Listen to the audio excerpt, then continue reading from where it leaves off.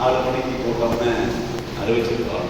ஆலோசனை கூட்டங்கிறது இது ஒரு அமைப்பினுடைய ஆலோசனை கூட்டமாக ஏற்பாடு செய்கிறோம். இன்னைக்கிலேயே வந்து பெருந்துறை சிப்காட்டால் பாதிக்கப்பட்ட மக்களுக்காக போராடி வரக்கூடிய சுற்றுச்சூழல் அமைப்புகள், சுற்றுச்சூழல் ஆர்வலர்கள், சிப்காட் சுற்று வட்டார பகுதி பொதுமக்கள், இந்த பெருந்துறை சென்னிமலை ஒன்றியத்தைச் சேர்ந்த பொதுமக்கள் அனைவரும் பங்கேற்கிற கூட்டம் தான் இந்த பதிவு. இப்போ நாம் பின்னாடி முடிவு பண்ணது முன்னாடி நம்ம பேசணும். இந்த கூட்டத்துக்கு நம்முடைய பகுதியினுடைய மூத்த தலைவர், ஏற்கனவே கொக்கோகோலா உள்ளிட்ட நிறுவனங்கள் சிப்காட்டிற்கு வருவதை தடுப்பதற்கான போராட்டத்தை தலைமை தாங்கி நடத்திய நம்முடைய பகுதியினுடைய மூத்த தலைவர், இந்த மக்கள் நலச் சங்கத்தினுடைய முன்னணி தலைவர் திரு அண்ணன் கந்தசாமி அவர்களை தலைமை தாங்கி நடத்தும் சார்பில் இருக்கிறார். அதே மாதிரி இந்த நிகழ்ச்சிக்கு முன்னாடி வாய்ச்ச அன்புக்குரிய தோழர்கள், நண்பர்கள், திரு பணியப்பள்ளி முன்னாள் ஊராட்சி தலைவர் சிவகுமார், சென்னிமலை ஒன்றிய ஊராட்சி குழுவுடைய முன்னாள் உறுப்பினர் திரு ஓசி சண்முகம், முன்னாள் ஒன்றிய கவுன்சிலர் தோழர் எஸ் பொன்னுசாமி, மரியாதைக்குரிய திரு டி எம் சென்னியப்பன் அவர்கள், பெருந்துறை பேரூராட்சியினுடைய முன்னாள் தலைவர் திரு பல்லவி கே பரமசிவம் அவர்கள், வரப்பாளையம் ஊராட்சி மன்றத்தினுடைய தற்போதைய தலைவர் திரு சி பழனிசாமி அவர்கள், தோழர் டி வே பொன்னையன் அவர்கள், ஓகேஎம் சந்திரசேகர் அவர்கள், திரு சி மோகனசுந்தரம் அவர்கள், திரு சி லோகநாதன் அவர்கள், ஆர் யசோதன் அவர்கள், தோழர் எம் செங்கோட்டையன் அவர்கள் ஆகியோர்களை முன்னிலை வைத்து இந்த கூட்டத்தை நடத்தி கொடுக்குமாறு அனைவரும் சார்பில் கேட்கிறோம். இந்த கூட்டத்துக்கான அஜெண்டாவை பொறுத்தவரைக்கும் சிப்காட்டு மாசு கட்டுப்பாட்டு வாரியா அப்படின்னா ஏராளமான பிரச்சனைகள் இருக்கு. நாம் ஒரு ஸ்ட்ரீட் லைன் பண்ணிக்கிட்டு அதன் மீது விவாதிக்கிறது பொருத்தமாக இருக்கு. சிப்காட்டால் பாதிக்கப்பட்டிருக்கிற அல்லது சிப்காட்னால ஏற்பட்டிருக்கிற சுற்றுச்சூழல் பாதிப்புகளுக்கு நிவாரணங்கிற முறையில் முக்கியமாக என்ன செய்யணும் அப்படிங்கிற 1-2 விஷயங்கள் இந்த கூட்டத்தில் நம்ம பேசலாம். அது எல்லா விஷயங்களையும் நம்ம சாங்கோவாக விவாதிக்கிறோம்னா அதுக்கே நீண்ட நேரம். 2வது குறிப்பாக நம்ம பேச வேண்டியது தமிழ்நாடு மாசு கட்டுப்பாட்டு வாரியத்தினுடைய அண்மை கால நிலைமை. பொதுவாக மாசு கட்டுப்பாட்டு வாரியத்தினுடைய ஏராளமான நம்ம பெருந்துறையில் இருக்கக்கூடிய மாசு கட்டுப்பாட்டு வாரிய அதிகாரிகளுடைய அண்மை கால நிலைமை. அதை நம்ம வந்து 3வது விஷயம், நம்ம காவல்துறையினுடைய ஒரு அராஜகம் போகும். அதை வந்து அதோடு சேர்ந்து இப்போ கடுமையான சட்டப்பிரிவுகளில் பொய் வழக்கு போகிறோம், அதையும் சேர்த்து காவல்துறையினுடைய இந்த விஷயங்களை பற்றி விவாதிச்சு இதன் மீது வரக்கூடிய காலத்தில் நாம் என்ன செய்யறது அப்படிங்கிறத நாம் திட்டமிடக்கான ஒரு கூட்டமாக இதை பிரச்சனைகள் நிறைய இருக்கு. இப்போதைக்கு இந்த வரம்புக்குள்ள நாம் வந்து என்ன பேசணும்னா பொருத்தமாக இருக்கு அப்படிங்கிற ஒரு யோசனை தெரிவிச்சுக்கிறோம். அதாவது நீங்கள் பேசும்போது இதில் காட்டில் ஒரு முக்கியமான விஷயங்களை விடுபட்டு சொன்னீங்கன்னா அதில் ஒரு பேசலாம். இப்போதைக்கு முக்கியமாக இதை பொறுத்த வரைக்கும் இதில் வந்து எல்லாரும் சேர்ந்து ஒரு ஒருங்கிணைஞ்சு நடக்கும் அப்படின்னு சிப்காட்டால் பாதிக்கப்பட்ட மக்கள் நல சங்கம் நடத்துது அப்படிங்கிற மாதிரியான இது கூட வேண்டியதில்லை. இப்போ பாதிக்கப்பட்டிருக்கிற மக்களுக்காக போராடுற சுற்றுச்சூழல் ஆர்வலர்கள் அனைவரும் சேர்ந்து நடத்துகிற நம்ம கூட்டமாக கூட நம்ம வச்சுக்கலாம், ஆலோசனை கூட்டமாக. அந்த அடிப்படையில் இந்த கூட்டத்துக்கு விரிவான அரசாங்க அப்புறம் நம்ம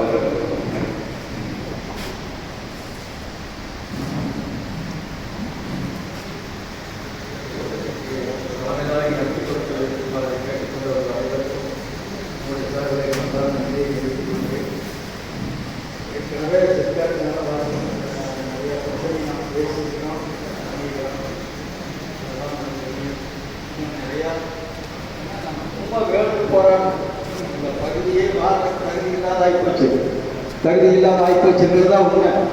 நாம் எப்படியே காலத்தள்ளிட்டோம். வருங்கால சந்ததி இந்த ஏரியாவில் நிச்சயமாக எந்த காலத்திலே குடியிருக்கிற தகுதி இல்லாத ஏரியாவும் மாறி போச்சு. தண்ணி கூட கொஞ்சம் அளவுக்கு அப்படி இப்படி பண்ணாங்க. இப்போ ஏர் பொல்யூஷன் மிக கடுமையாக போயிடுச்சு. தண்ணியுமே பார்த்தீங்கன்னா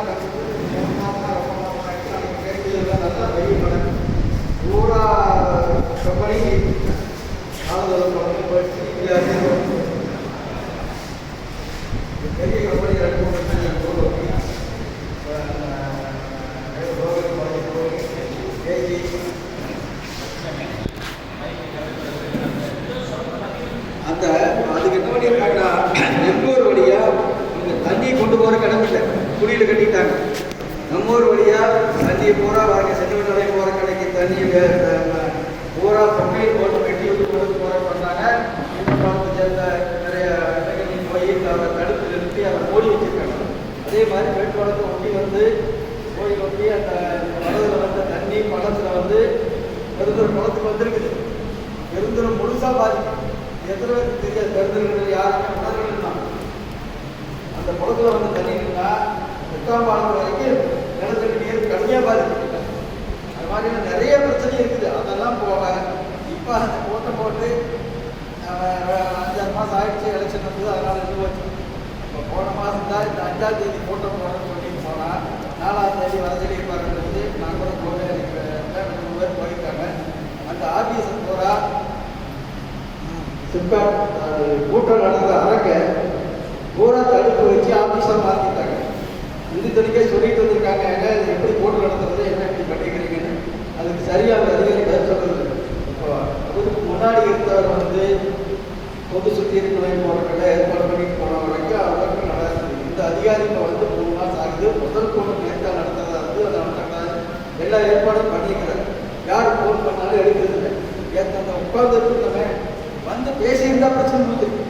வேற ஒன்றும் கேட்கல. அவர் வந்து வெளியில் வந்து எல்லாத்தையும் பேசிட்டு வேற என்ன கோரிக்கை வச்சாருங்க. இந்த கோரிக்கைகளை கூட்டாரங்க இப்படி போட்டு நடக்கணும்னு சொல்லி கேட்டால் அதுக்கு ஏதாவது ஒரு பதில் சொல்லியிருந்தா கூட பிரச்சனை முடிஞ்சிருக்கு. பதில் சொல்ல மாட்டேங்குது. அவராக ஒரு ஃபோட்டோகிராஃபர் ஏற்பாடு பண்ணி நடந்த நிகழ்ச்சி அத்தனைங்க ஃபோட்டோ எடுத்துருக்காரு. ஏன் அதை சொன்னாங்கன்னா அதுக்கு ஒரு காரணம். அதில் வந்து வீடியோ எடுத்துட்டு இப்போ யாரோ வந்திருந்தாங்க சில பேர் வந்து அது போய் அறையை கூட்டிக்கிறாங்க. கூட்டுறதை எடுத்துருக்காங்க. டேபிளை தட்டி பேசியிருக்கிறாங்க. இதெல்லாம் வீடியோ எடுத்து எஸ்பிக்கும் இதுக்கு எல்லாம் அனுப்பிச்சிருக்காங்க.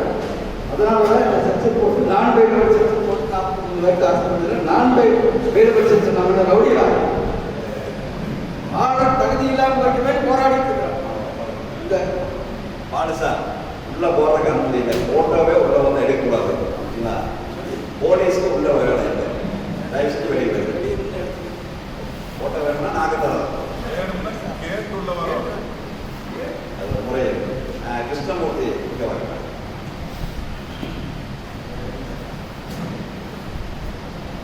இந்த அதிகாரி அவ்வளவு மோசமானவர். இன்னொன்று சொல்றேன், இந்த அதிகாரி இப்போ 20 லட்சம் லிட்டர் சுத்தம் பண்ணுற மாதிரி 40 கோடி ரூபாய் செலவு பண்ணி உதயநிதி வந்து அறிவிச்சு போனார், திருப்பூரா பண்ணிட்டு போனார். இப்போ இந்த அதிகாரி வந்ததுக்கப்புறம் ஏற்கனவே கலெக்டர் மற்ற அதிகாரிகள்லாம் சேர்ந்து தான் 20 லட்சம் லிட்டர் சுத்தம் பண்ணுற மாதிரி ஒரு சுற்றி இருக்கிறாயோ 40 கோடி ரூபாய்க்கு செலவு பண்ணுறோன்னு சொல்லி ஏற்பாடு பண்ணி 6 மாதம் பண்ணோம்னாங்க. டிலே ஆயிடுச்சு. இவர் வந்து வேற மாதிரி எடுத்துக்காரங்க 5 லட்சம் லிட்டர் கொள்ளளவு இது பண்ணால் போதும். 15 லட்சம் மிச்சம் இருக்கிறதா கம்பெனியே பண்ணிக்கு இவ்வளோ எஸ்டிமேட் வேண்டியதில்லை, இவ்வளோ பணம் வேண்டியதில்லை, மிச்சமாகுன்னு சொல்லி எஸ்டிமேட் கொடுத்துருக்காங்க. அந்த மாதிரி மோசமான எந்த நடவடிக்கைகள் அப்படின்னு சொல்லியிருக்காங்க தெரியாது. அதனால பெரிய சிறந்த அதிகாரிங்கிற மாதிரி நினைக்கிறாங்க. எந்த விதத்திலையும் தகுதி இல்லாத பிரச்சனையை பேசுறதுக்கு போனால் பேச மாட்டேன்னு சொல்கிற அதிகாரியை வச்சுட்டு நாங்கள் எப்படி இந்த நாளைக்கு சிப்காட் நடக்கிற தவறைகளை தடுத்து நிறுத்தி நம்முடைய கோரிக்கை கூட்டம் நடக்கணும். 5ஆம் தேதி ரெகுலராக ஏற்கனவே நடந்துட்டு இருக்கு. 18 நடந்தது, தாலுகாட்சி நடந்தது, தடி சிப்காட் நடக்குது. அந்த கூட்டங்கள் எல்லா மந்திரியும் வந்திருக்காங்க. ஏற்கனவே அண்ணாதிமுக வந்திருக்காரு, கலெக்டர் வந்திருக்காரு, ஏற்கனவே இந்த கலெக்டர் வந்திருக்காரு, இந்த கலெக்டர் வந்திருக்காரு, சிப்காட் வந்திருக்காங்க. எல்லாரும் வந்து நடத்தின கூட்டத்தை இனிமேல் நடக்கக்கூடாத அளவுக்கு தேவை ஏற்பாடு பண்ணிக்கணும். அது மேலாம் நடந்துட்டு தான் பண்ணியிருப்பாங்க, சும்மா பண்ணிக்க முடியாது. நம்ம கோரிக்கை என்னன்னா நாளைக்கு பெரிய அளவில் பெரிய பிரச்சனை பண்ணாங்க, கூட்டம் நடத்தியே ஆகாங்க. நாம் எப்படி, அதாவது நாம் போய் பேசுறத நம்மளுக்கு எழுத்து மூலமாக நம்ம கொடுக்குற புகாருக்கு எழுத்து மூலமாக பயப்படுறது இதுவரைக்கும் கொடுத்துட்டு நாங்கள் 3 மாதம் வரைக்கும். இனிமேல் அதை கூட்டமே நடக்கிறதுலாம் திட்டம் பண்ணுறாங்க. அதை நம்ம தடுத்து நிறுத்தணும். முதல்ல கூட்டம் எங்கேயோ ஒரு பக்கம் நடந்தே ஆகணும். இல்லைன்னா கலெக்ட் பண்ணணும். இங்கே இடத்துலனா கலெக்ட் பண்ணணும். நம்மளுக்கு ஏதோ ஒரு இடத்துல கூட்டம் நடக்கும், தாலுகாட்சி நடக்கும், எங்கே வேணால் வச்சுருக்கு. பொதுமக்கள் இதனால் பாதிக்கப்பட்ட பொதுமக்கள் போய் புகார் தெரிவிக்கிறதுக்கு ஒரு கூட்டம் நடந்தே ஆகணும். 2வது இந்த நான் பெயிலபிள் செக்ஷன் போட்ட போலீஸ் துறை மீது கடுமையான நடவடிக்கை. இப்போ வந்திருக்கிற டிஎஸ்பி வந்து அவர் ஒட்டஞ்சத்திரத்தில் புதுசாக சிப்காட் ஒன்று எல்லாம் ஒன்று ஆரம்பிக்கிறாங்க. அதை எழுத்துக்கெல்லாம் பார்த்துட்டு இதெல்லாம் பார்த்துட்டு நிறைய இடத்துல நடக்கிற அட்டுமையை பார்த்துட்டு அவங்க வேண்டாங்க போராடுறவங்க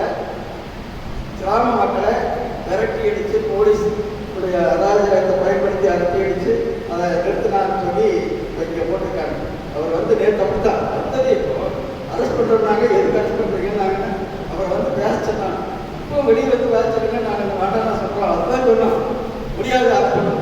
நம்ம பார்த்துட்டு கேட்டு வந்ததே எதுவுமே கேட்கல. 2-3 பேருக்கு உடனே பிடிச்சி தள்ளித்தான் அராஜகமாக கொடுக்க வேண்டியில் இருக்கிறார். அதனால் இந்த போலீஸ் ராஜ்யத்தை கண்டிக்கிறார்.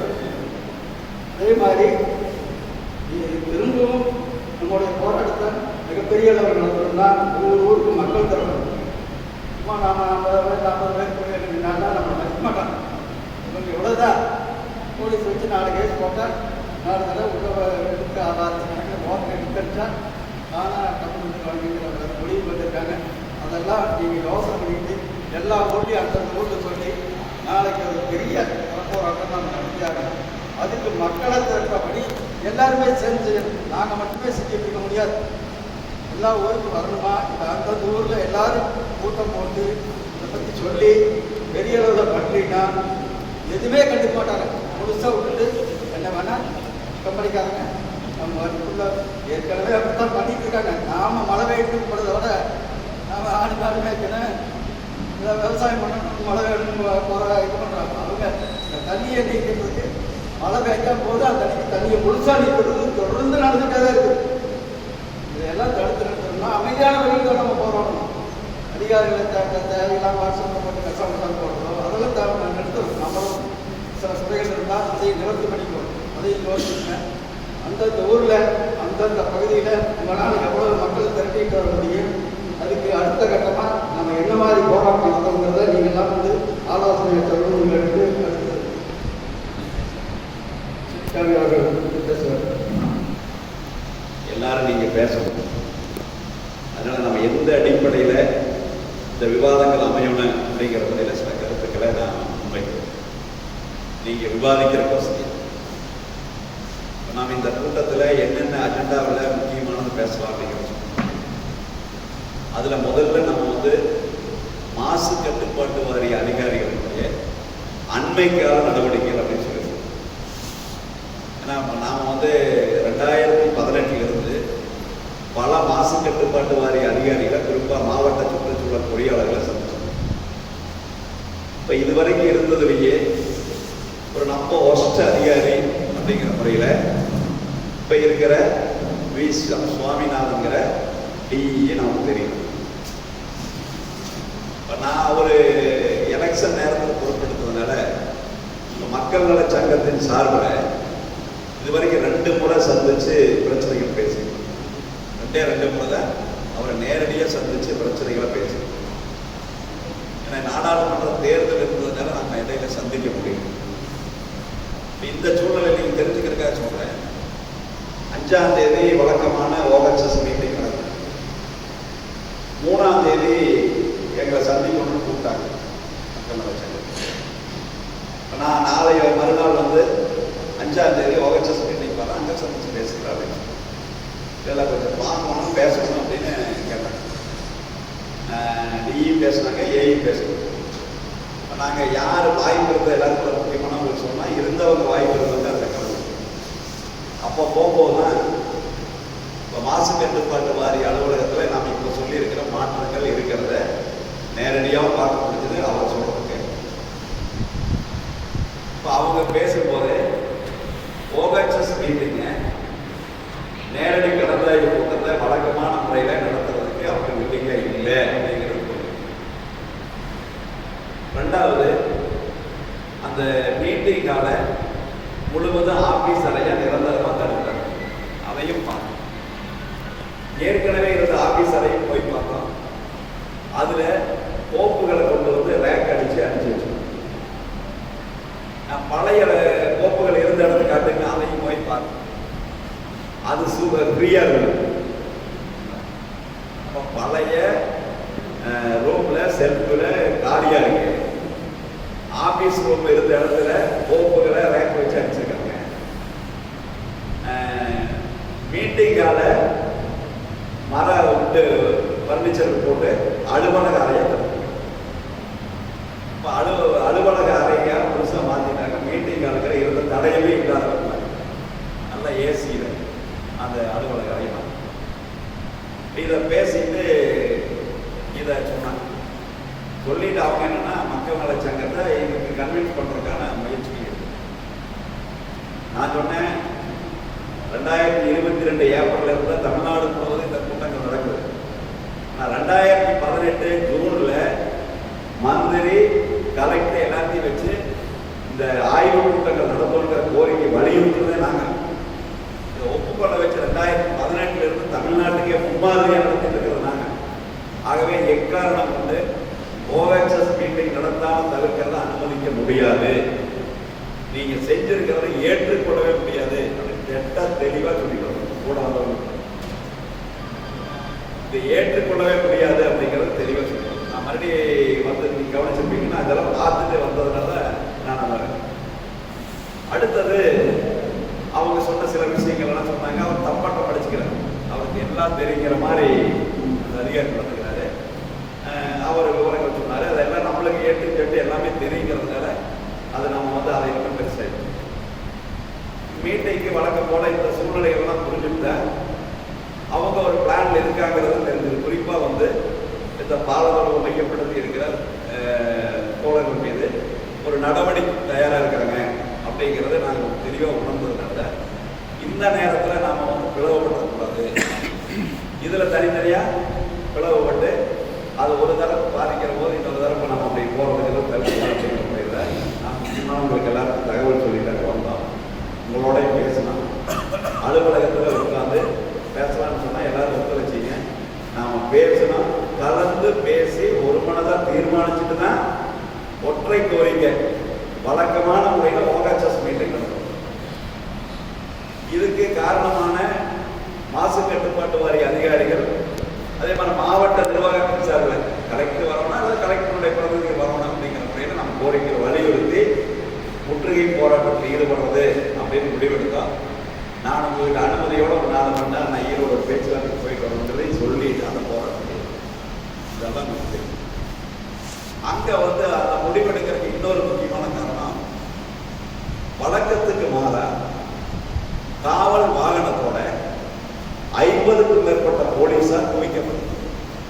எப்போ 10 மணிக்கு போகும்போது நாமெல்லாம் வர்றதுக்கு முன்னாடியே வழக்கத்துக்கு மாறான முறையில் காவல் வாகனத்தோட ஏற்றிட்டு போறதுக்கான அரசு பண்ணி கூட்டிட்டு போறதுக்கான ஒரு தயாரிப்போட அத்தனை போலீஸும் வந்து அதை பார்த்ததே போலீஸை வச்சு ஒடுக்க நினைக்கிறாங்களா அப்படின்னு போகிறோம். அந்த அடிப்படையில் நான் கலந்து பேசினோம். ஒரு மனதாக நிலையிருந்தால் அமைதியான முறையில் போராட்டம் நடத்த வந்து இருக்கலாம். அங்கே போய் அதை அட்டன் பண்ண வேண்டியதில்லை, அங்கே போய் வாக்குவாதத்தை ஈடுபட வேண்டியதில்லை அப்படிங்கிற முறையில் அங்கே விடுக்கிற எல்லாத்தையுமே சொல்லலை. அமைதியான முறையில் ஒரு அலுவலகத்தில் ஒரு அமர்ந்து இந்த OHS மீட்டிங் வழக்கமான முறையில் நடத்துகிற வரைக்கும் போராட்டத்தில் ஈடுபடுவோம் அப்படின்னு சொல்லியிருக்கு. செய்தியாளர்களுக்கு தெரிஞ்சு வந்தாங்க. செய்தியெல்லாம் வச்சு டிவியிலெல்லாம் வந்தது, மக்களுக்கு தெரிஞ்சது, வந்தாங்க. ஒரு 100-150 பேர் இருந்தால் நல்ல எழுச்சியோடு. இந்த கூட்டத்தை பொறுத்த வரைக்கும் இந்த முறை 100க்கும் மேற்பட்டவங்க இணையதளம் மூலமா முன்பதிவு ஆன்லைனில் பதிவு செஞ்சுட்டு வந்தோம். நான் வந்து மக்கள் நலச்சங்கத்தினுடைய ஒருங்கிணைப்பு குழு உறுப்பினர்கள் வழக்கம் போல நாங்கள் 10-15 பேர் ரெகுலராக வந்து வச்சுருக்கோம். அது நான் வருவோங்கிறத அதிகாரப்பூர்வமாக தகவல் சொல்லுவேன். மற்றவங்க 100க்கும் மேற்பட்டவங்க ஆன்லைனில் பதிவு பண்ணிட்டு அந்த கூட்டத்தை இது தவிர பொதுமக்களும் வந்திருந்தாங்க. ஒரு 150 பேர். இப்போ நாம் சொன்னால் ஒரே இது போலீஸ் வந்துருந்தாங்க, இன்ஸ்பெக்டர் இருந்தாங்க, SI இருந்தாங்க.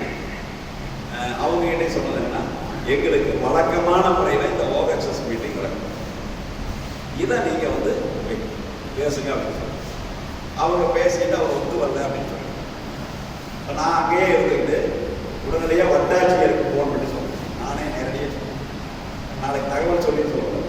வட்டாட்சியருக்கு ஃபோன் பண்ணி இப்படி ஒரு சூழ்நிலை, இவங்க வந்து மீட்டிங்காலேயே இப்படி இல்லாமல் பண்ணியிருக்காங்க அப்படிங்கிறத அவருக்கு சொன்னாங்க. அடுத்தது அவர்கிட்ட பேசும்போது தெரிஞ்சுட்டேன். அதுக்கு அடுத்தது ஆடியோவுக்கு ஃபோன் பண்ணி கோட்டாட்சியருக்கு இதே விஷயம் சொல்லி அவர் மறுபடியும் எனக்கு ஒரு மெசேஜ் போடுறேன். நான் அதை பார்க்கல, எனக்கு வாட்ஸ்அப்பில் இந்த விவரங்கள் போடுங்க அப்படின்னு ஆடியோ போடுறேன். நான் ஆடியோவில் ஃபோனில் விஷயம் சொல்லிடுறேன். அடுத்தது சரி இது மாவட்ட கலெக்டருக்கு தெரியாமல் இருக்கக்கூடாது, தெரிவிக்காமல் இருக்கக்கூடாது அப்படிங்கிற முறையில் கலெக்டருக்கு ஃபோன் பண்ணேன். கலெக்டருக்கு ஃபோன் பண்ணுறதுக்கு முன்னாடி அவர் பேசிட்டு போகிறது போகணும். அவர் வந்து கலெக்டர் ஒரு மீட்டிங்கில் முக்கியமான மீட்டிங்கில் இருக்காரு அப்படின்னா அப்போ பிசிக்கு நமக்கு தெரிஞ்சவங்கிற முறையில் நான் இந்த விஷயத்தை தெளிவாக சொல்லி அவர் முடிச்ச உடனே இந்த தகவல் சொல்லிடுங்க அப்படின்னு அவர்கிட்ட தெளிவாக சொல்லுவேன். இப்போ கலெக்டருடைய கவனத்துக்கு அவர் பொல்யூஷன் கண்ட்ரோல் போர்டில் நாம் வந்து JCEM அப்படின்னு சொல்லுவாங்க. அதாவது மண்டல இணை சுற்றுச்சூழல் பொறியாளர், சேலத்தில் இருக்கக்கூடிய மண்டல அலுவலர். அவங்க ஜெயலட்சுமின்னு ஒருத்தர் இருக்காங்க. அவங்க நம்பரை கிடையாது, ஏற்கனவே நம்ம கூட்டத்துக்கு வந்திருக்காங்க. அதனால் அவங்களுக்கு நம்ம இந்த விஷயம் சொல்லிடலான்னு ட்ரை பண்ணுவோம். அவங்க தொடர்ந்து போன்ற இன்பு வச்சு அவங்க அட்டன் பண்ணாங்க. திரும்பவும் நான் விசாரிக்கிற போது ஒரு 3 நாள் அவங்க லீவில் இருக்காங்க அப்படின்னு சொன்னாங்க. சரி, அப்போ லீவில் இருக்கீங்கன்னா யார் இன்சார்ஜ் போட்டிருக்கான்னு கேட்டால் இன்சார்ஜ் யாருங்கிறது அவங்களுக்கு கரெக்டாக தெரியல. இந்த அலுவலகத்தில் யார் இன்சார்ஜுங்கிறது தெரியல. ஆகவே JCEக்கு வந்து நம்ம ட்ரை பண்ணுறது முடிச்சுட்டு அடுத்தது இதனுடைய உயர் அதிகாரி மெம்பர் செக்ரட்டரி உறுப்பினர் செயலர் திரு கண்ணன் வந்து அங்கே இருக்கார் சென்னை. அவர்கிட்ட தேரடியே சொல்லிடலாம். அவருக்கு ஏற்கனவே ஆய்வு கூட்டத்துக்கு வந்துருக்கணும், நம்மளுக்கும் தெரியும், நம்மளையும் தெரியும். அந்த அடிப்படையில் அவர்கிட்ட சொல்லிடலான்னு அவருக்கு ட்ரை பண்ணால் அவருடைய ஃபர்ஸ்ட் செல்லுக்கு பண்ணால் இப்போ அவர் வந்து அட்டன் பண்ணல. அவருடைய PCகிட்ட பேசணும்.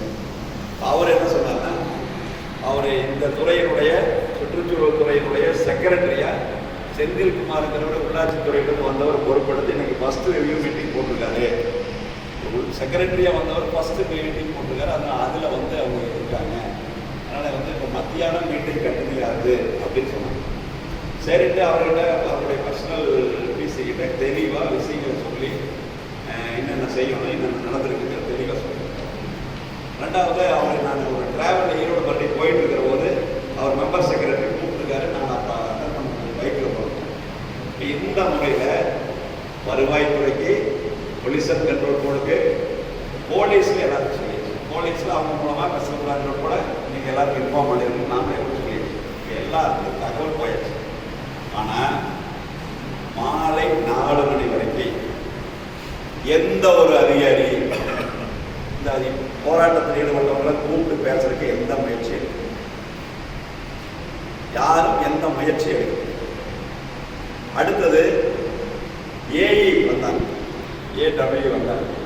அவங்க வந்து எங்கிட்ட வந்து நீங்கள் வந்து பார்க்கணும்னா கூப்பிடுறாரு அப்படின்னா இத்தனை பேர் இருக்காங்க, நாங்கள் தனியாக வந்து பார்க்கறதில்ல, வேணும்னா அவருக்கு வர சொல்லுங்க, எல்லாத்தையும் பேசுட்டு மக்கள்கிட்ட வந்து பேசுட்டு அப்படின்னு சொல்லி நான் தெளிவாக சொல்லுவேன். ஆனால் அவங்க போய் சொல்லியிருக்காங்க. அவர் அதை ஏற்றுக்கணும். அவர் வந்து ஆனால் வந்து அவரை வந்து நம்மளை பார்க்க கூப்பிட்டாங்க, 2 தடவை வந்து கூப்பிட்டாங்க விரும்பலை. நாம் அதை வந்து எல்லாத்தையும் விட்டுட்டு நம்ம போய் பார்க்க விரும்பலை.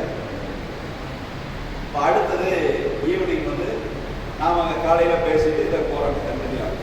இதுக்கிடையில் சில நடந்திருக்கு. இப்போ நாம் வந்து இப்போ போய் பார்க்கறது இல்லை அப்படின்னு ஒரு முடிவு எடுத்தோம். ஆனால் ஒரு அமைப்பு சேர்ந்தவங்க போய் பார்த்துருக்காங்க. அங்கே சில வாக்குவாதங்கள் வந்திருக்கு. அதை நம்ம எல்லாத்தையும் கட்டுப்படுத்த முடியாது. நம்ம எல்லாம் பேசிட்டு தான் போனோம்.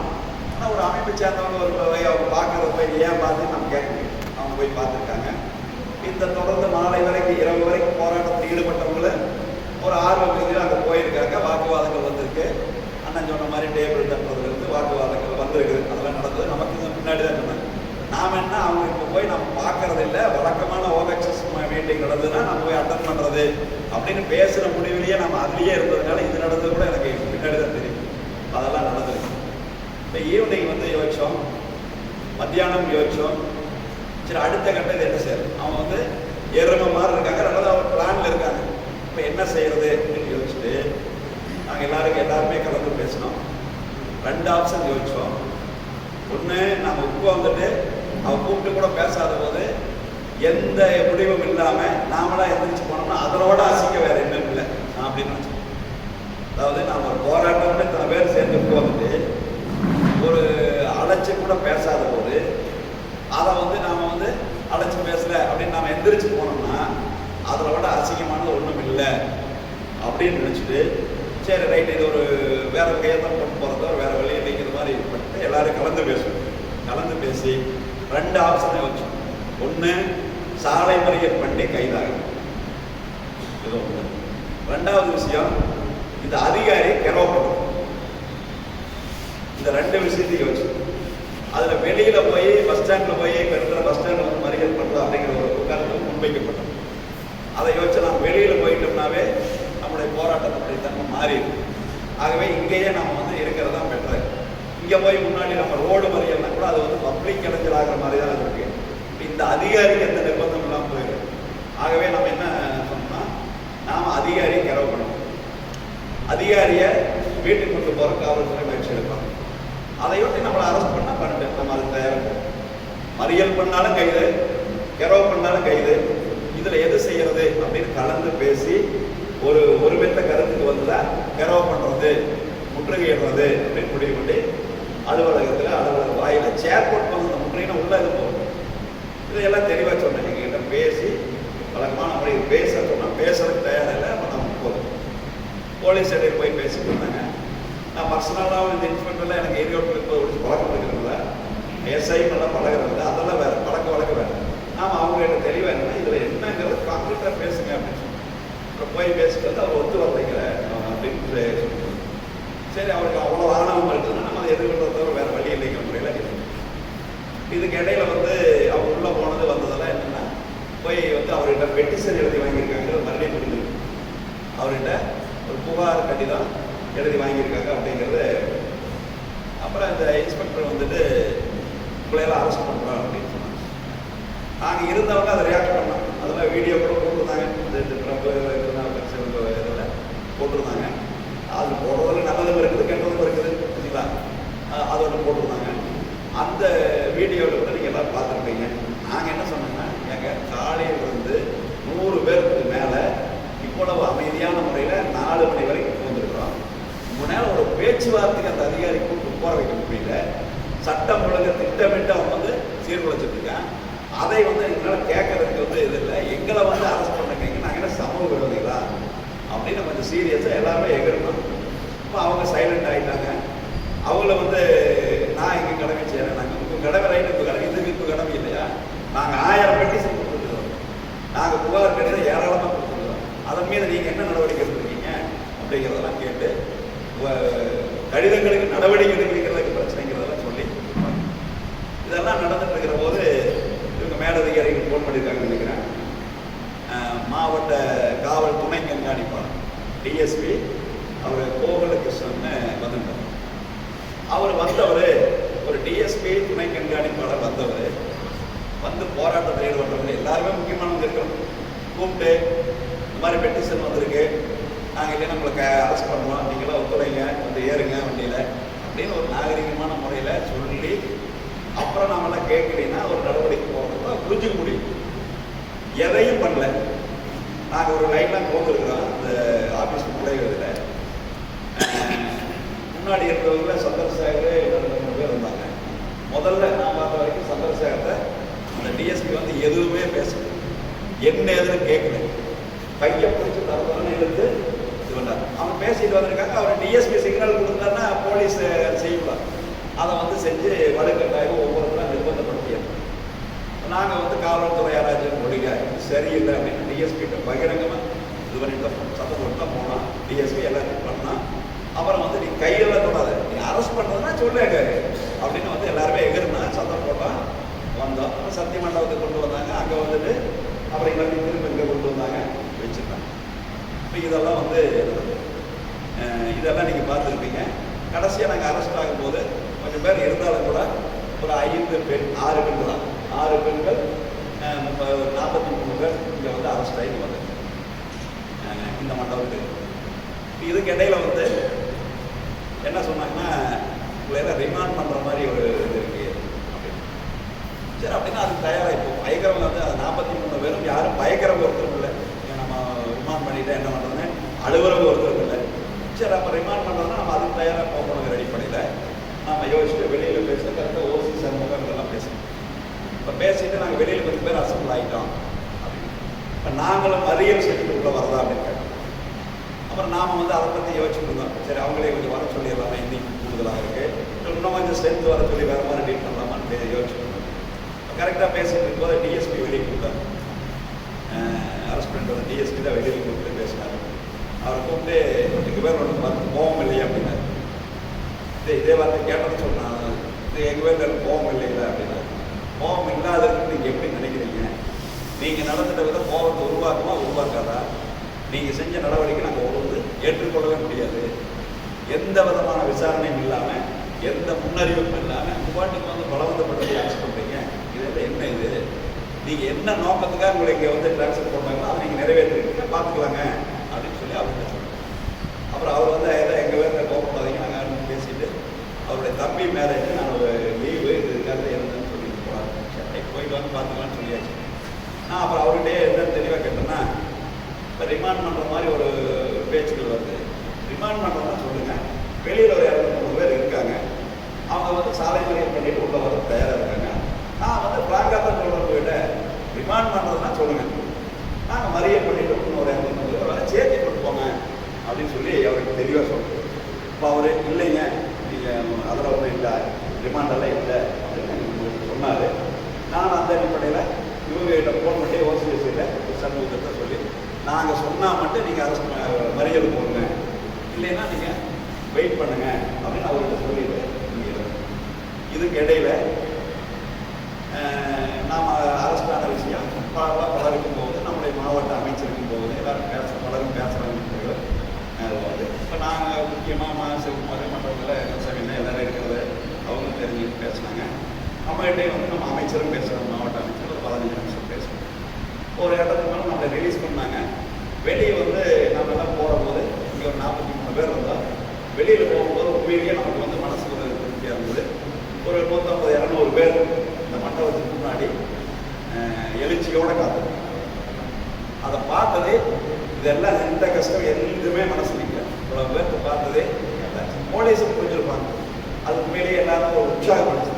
இங்கே மண்டபத்திலிருந்து தேவாங்காட்ட போகிறதுக்கு 200 பேர் இங்கே வந்து உற்சாகப்படுத்துகிற முறையில் இங்கே வந்திருந்தது, உற்சாகம் அளிச்சது. அவங்க மத்தியில் ஒரு 10 நிமிஷம் பேசிட்டு அதை கூட ஒரு வீடியோ எடுத்துருந்தாங்க, அதையும் போட்டுருந்தாங்க. அதை வந்து பார்த்துட்டு அவங்ககிட்ட பேசிட்டோம். அப்போ அமைச்சரும் பேசினார், மாவட்ட அமைச்சரும் பேசினார். அவர் ஒரு 15 நிமிஷத்துக்கு மேலே பேசினார். மற்றவங்ககிட்டையும் பேசுகிறார், எங்கிட்ட மட்டும் இல்லை, மற்ற சில பேர்கிட்டையும் பேசினார். நான் அவர்கிட்ட திட்ட தெளிவாக சொல்கிறேன், அந்த மீட்டிங்கால க்ளோஸ் பண்ணது எந்த காரணம், இந்த டியினுடைய அணுகுமுறை சரியில்லை. நான் 2 தடவை தான் தெரிஞ்சிருக்கேன். ஆனால் மற்ற வந்ததுலேருந்தே ஒரு நாள் பிரச்சனை. 2வது ஒரு மமதையோட ஆணவத்தோடு நடந்துக்கிறாரு. இவர் சரி வர மாட்டார், இவரை வந்து பணிமாறுதல் பண்ணுறது தான் சரியாக இருக்குது அப்படின்னு அவர் வந்து அமைச்சர் வந்து நான் வெளிப்படையாக தான் சொல்கிறேன், தப்பு இல்லை. அவர் வந்து அவர் கொஞ்சம் திறமையான அதிகாரி மாதிரி சொன்னார். அப்படி இல்லைங்க அப்படின்னு நான் மறுத்தேன். சரி நான் விழுப்புரத்து இங்கே விக்கிரவாண்டிகளுக்கு வந்து பேசலாம் அப்படின்னு சொன்னேன். இந்த நடந்த சம்பாசனையே ஒரு துவக்க. இப்போ அந்த அடிப்படையில் அவருக்கு அது இதெல்லாம் வந்து நம்ம போனோம். அடுத்து யோசிச்சோம். இப்போ நம்ம வந்து போயிட்டோம். நம்ம வந்து அதுக்கு முன்னாடி ஒரு பிரச்சனை இருக்குது, அமைச்சர்னு சொல்லியிருக்கிற முறையில் அது இருக்குன்னு நினச்சோம். இப்போ 10ஆம் தேதி இதெல்லாம் 5ஆம் தேதி நடந்தது. இடையில இந்த செய்திகள்லாம் வந்தது உங்களுக்கு தெரியும். அப்புறம் இது வந்து அரெஸ்ட் ஆகிறப்போ அதெல்லாம் பரவாயில்ல செய்தியாச்சு. 10ஆம் தேதி கலெக்டரை வேறு விஷயமா சந்திக்க வேண்டியது. தொழிலாளர் பிரச்சனைக்காக மனு கொடுக்குற போது ஒரு திருப்பூர் எம்பி இருந்தார். நான் முன்னாடியே வந்து இது சம்மந்தமாக வந்து கலெக்டருக்கு மாசு கட்டுப்பாட்டு வாரியத்துடைய மெம்பர் செக்ரட்டரிக்கு, ஏன்னா அவங்க போர்டு அட்டன் பண்ணிக்கிறதுனால மெம்பர் செக்ரட்டரிக்கு, ஜேசிக்கு எல்லாத்துக்கும் மெயில் போட்டு எல்லாருக்குமே இந்த சம்பவம் நடந்த சம்பவங்களை எல்லாத்துக்கும் மெயில் போட்டுருவாங்க. சரி கலெக்டர் சந்திக்க போகும்போது வெறும் மெயிலில் வந்து எந்த அளவுக்கு பார்த்தாங்க என்ன தெரியல. தொழிலாளர் கோரிக்கை மனுக்களை கொடுக்கும்போது இதையும் கொடுத்தோம்னா இது ஒரு காட்டுக்கு இருந்தால் அவர்கிட்ட கொடுத்துட்டு இதை பேசும்போது அவர் சில விவரங்கள் சொன்னார். அவர்கள் சொன்னார், சிலருடைய நடவடிக்கை பற்றி சொன்னார். இதுக்கு இந்த முடிவுக்கு அவங்க போனதுக்கான சில காரணங்கள் அவங்க சொன்னார். நான் வந்து அவர்கிட்ட இதே வார்த்தை சொன்னேன், மூட்டை பூச்சிக்கு பயந்து வீட்டை கொடுத்துறது ஒரு பழமொழி சொல்லுவாங்க, கொடுக்கக்கூடாது. அந்த மாதிரி இருக்குது நீங்கள் சொல்கிறது. ஒரு சில பேர் தப்பு பண்ணால் அதை முறைப்படும். அது இல்லாமல் இந்த மீட்டிங்கே இல்லாமல் பண்ணுறது சரியில்லை. இந்த மீட்டிங் வந்து 2022 ஏப்ரலில் தான் தமிழ்நாடு முழுவதும் நடக்குது. ஆனால் இங்கே 2018 அவர் கலெக்டர் பிரபாகரன் சார் வச்சு நாங்கள் பேசி இதை பற்றி விவரத்தையெல்லாம் அவருக்கு சொல்லிட்டு வந்தோம். அதனால அவர் சொல்கிறதுல இருந்து நான் புரிஞ்சுக்கிட்டது, இது ஏதோ வந்து வெறும் இங்கே இருக்கிற ஆப்ரால் போலீஸ்காரங்க, இன்ஸ்பெக்டரோ, எஸ்ஐயோ அல்லது இங்கே இருக்கிற டிஎஸ்பி மட்டும் முடிவு பண்ணி நடந்ததா இல்லை அப்படிங்கிறத நான் தெளிவாக புரிஞ்சுக்கலாம்.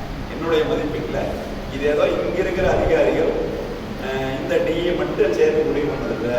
இது வந்து வெரி பிளானிங்காக நடந்திருக்குது. அவங்க ஒரே ஒரு இதுன்னா இன்றைக்கி மக்கள் நலச்சங்கத்தை வந்து யாரும் அதில் இருக்க மாட்டாங்க அப்படின்னு மட்டும் ஒன்று எதிர்பார்த்தாங்க. காலையிலேயே ரிமாண்ட் பண்ணுறதுக்கான தயாரிப்புகளோடு இருந்திருக்கிறாங்க.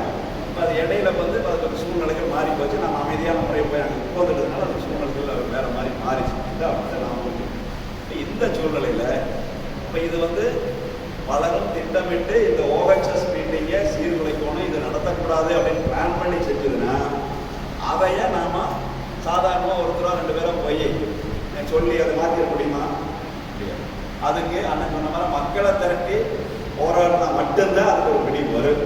அப்படிங்கிறத உணர்ந்ததுனால சரி இதை வந்து இது வந்து நம்ம யோசிச்சோம்.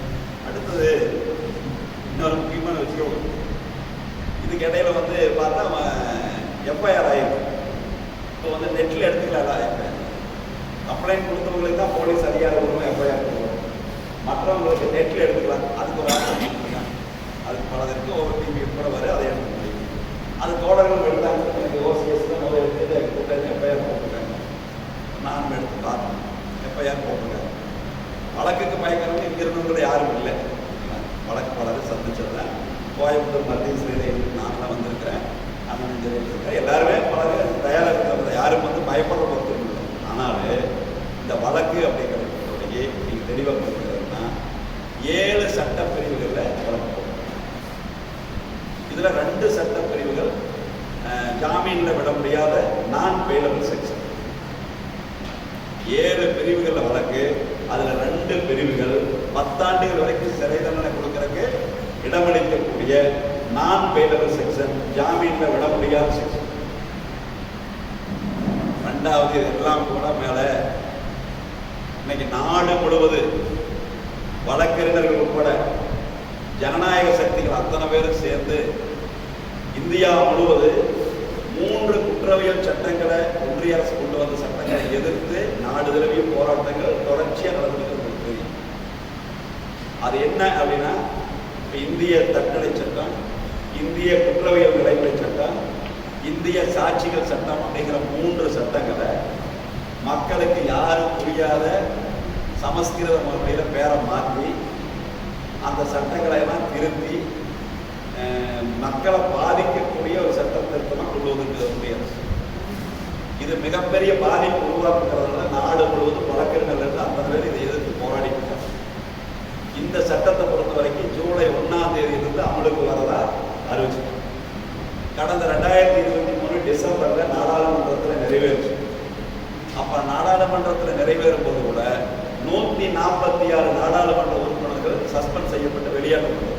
146 நாடாளுமன்ற உறுப்பினர்களை வெளியேற்றி நிறைவேற்றப்பட்ட ஒரு ஜனநாயக விரோத சட்டம். அந்த சட்டத்தை இப்போ ஜூலை 1 அமலாக்கல ஒன்றிய அரசு அறிவிச்சிருக்கு. இதை எதிர்த்த போராட்டங்கள் நாடு முழுவதும் இன்னைக்கு நடந்துட்டு இருக்கிறாங்க. இதில் தமிழ்நாடு முதலமைச்சர் மாண்புமிகு மு.க. ஸ்டாலின் அவர்கள் கடந்த ஜூன் மாதம் ஒன்றிய அரசாங்கத்துக்கு ஒரு கடிதம் எழுதியிருக்காங்க. அந்த கடிதத்தில் என்ன சொல்லியிருக்காருன்னா, இந்த 3 குற்றவியல் சட்டங்களில் இந்த திருத்தம் கொண்டு வந்திருக்கிறதை வந்து பண்ணியிருக்கிறது மாநில அரசுகளுடைய கருத்துக்களை கேட்கல, நாடாளுமன்றத்திலே எதேச்சிகரமாக நிறைவேற்றப்பட்டிருக்கு, இது பல்வேறு பாதிப்புகளை உருவாக்கு, ஆகவே இந்த சட்டத்தை அமல்படுத்துறதை நிறுத்தி வைங்க அப்படின்னு தமிழ்நாடு முதலமைச்சர் ஒன்றிய அரசுக்கு ஜூன் மாதம் கடிதம். அவர் யாரு? தமிழ்நாட்டினுடைய போலீஸ் மந்திரி. முதலமைச்சர் மட்டும் இல்லை, காவல்துறை கையில் இருக்கக்கூடிய காவல்துறையினுடைய அதிகாரி அவர் தான். அவர் வந்து இப்படி ஒரு கடிதம். இப்போ அதை எதிர்த்த போராட்டங்கள் நடந்துட்டு இருக்கு. இதை பற்றி ஆய்வு செஞ்சு இதில் என்னென்னலாம் பாதிப்புகள் இருக்குது அப்படின்னு ஆய்வு பண்ணுறதுக்காக ஒரு நபர் கமிஷன் போட்டிருக்காங்க தமிழ்நாடு அரசு.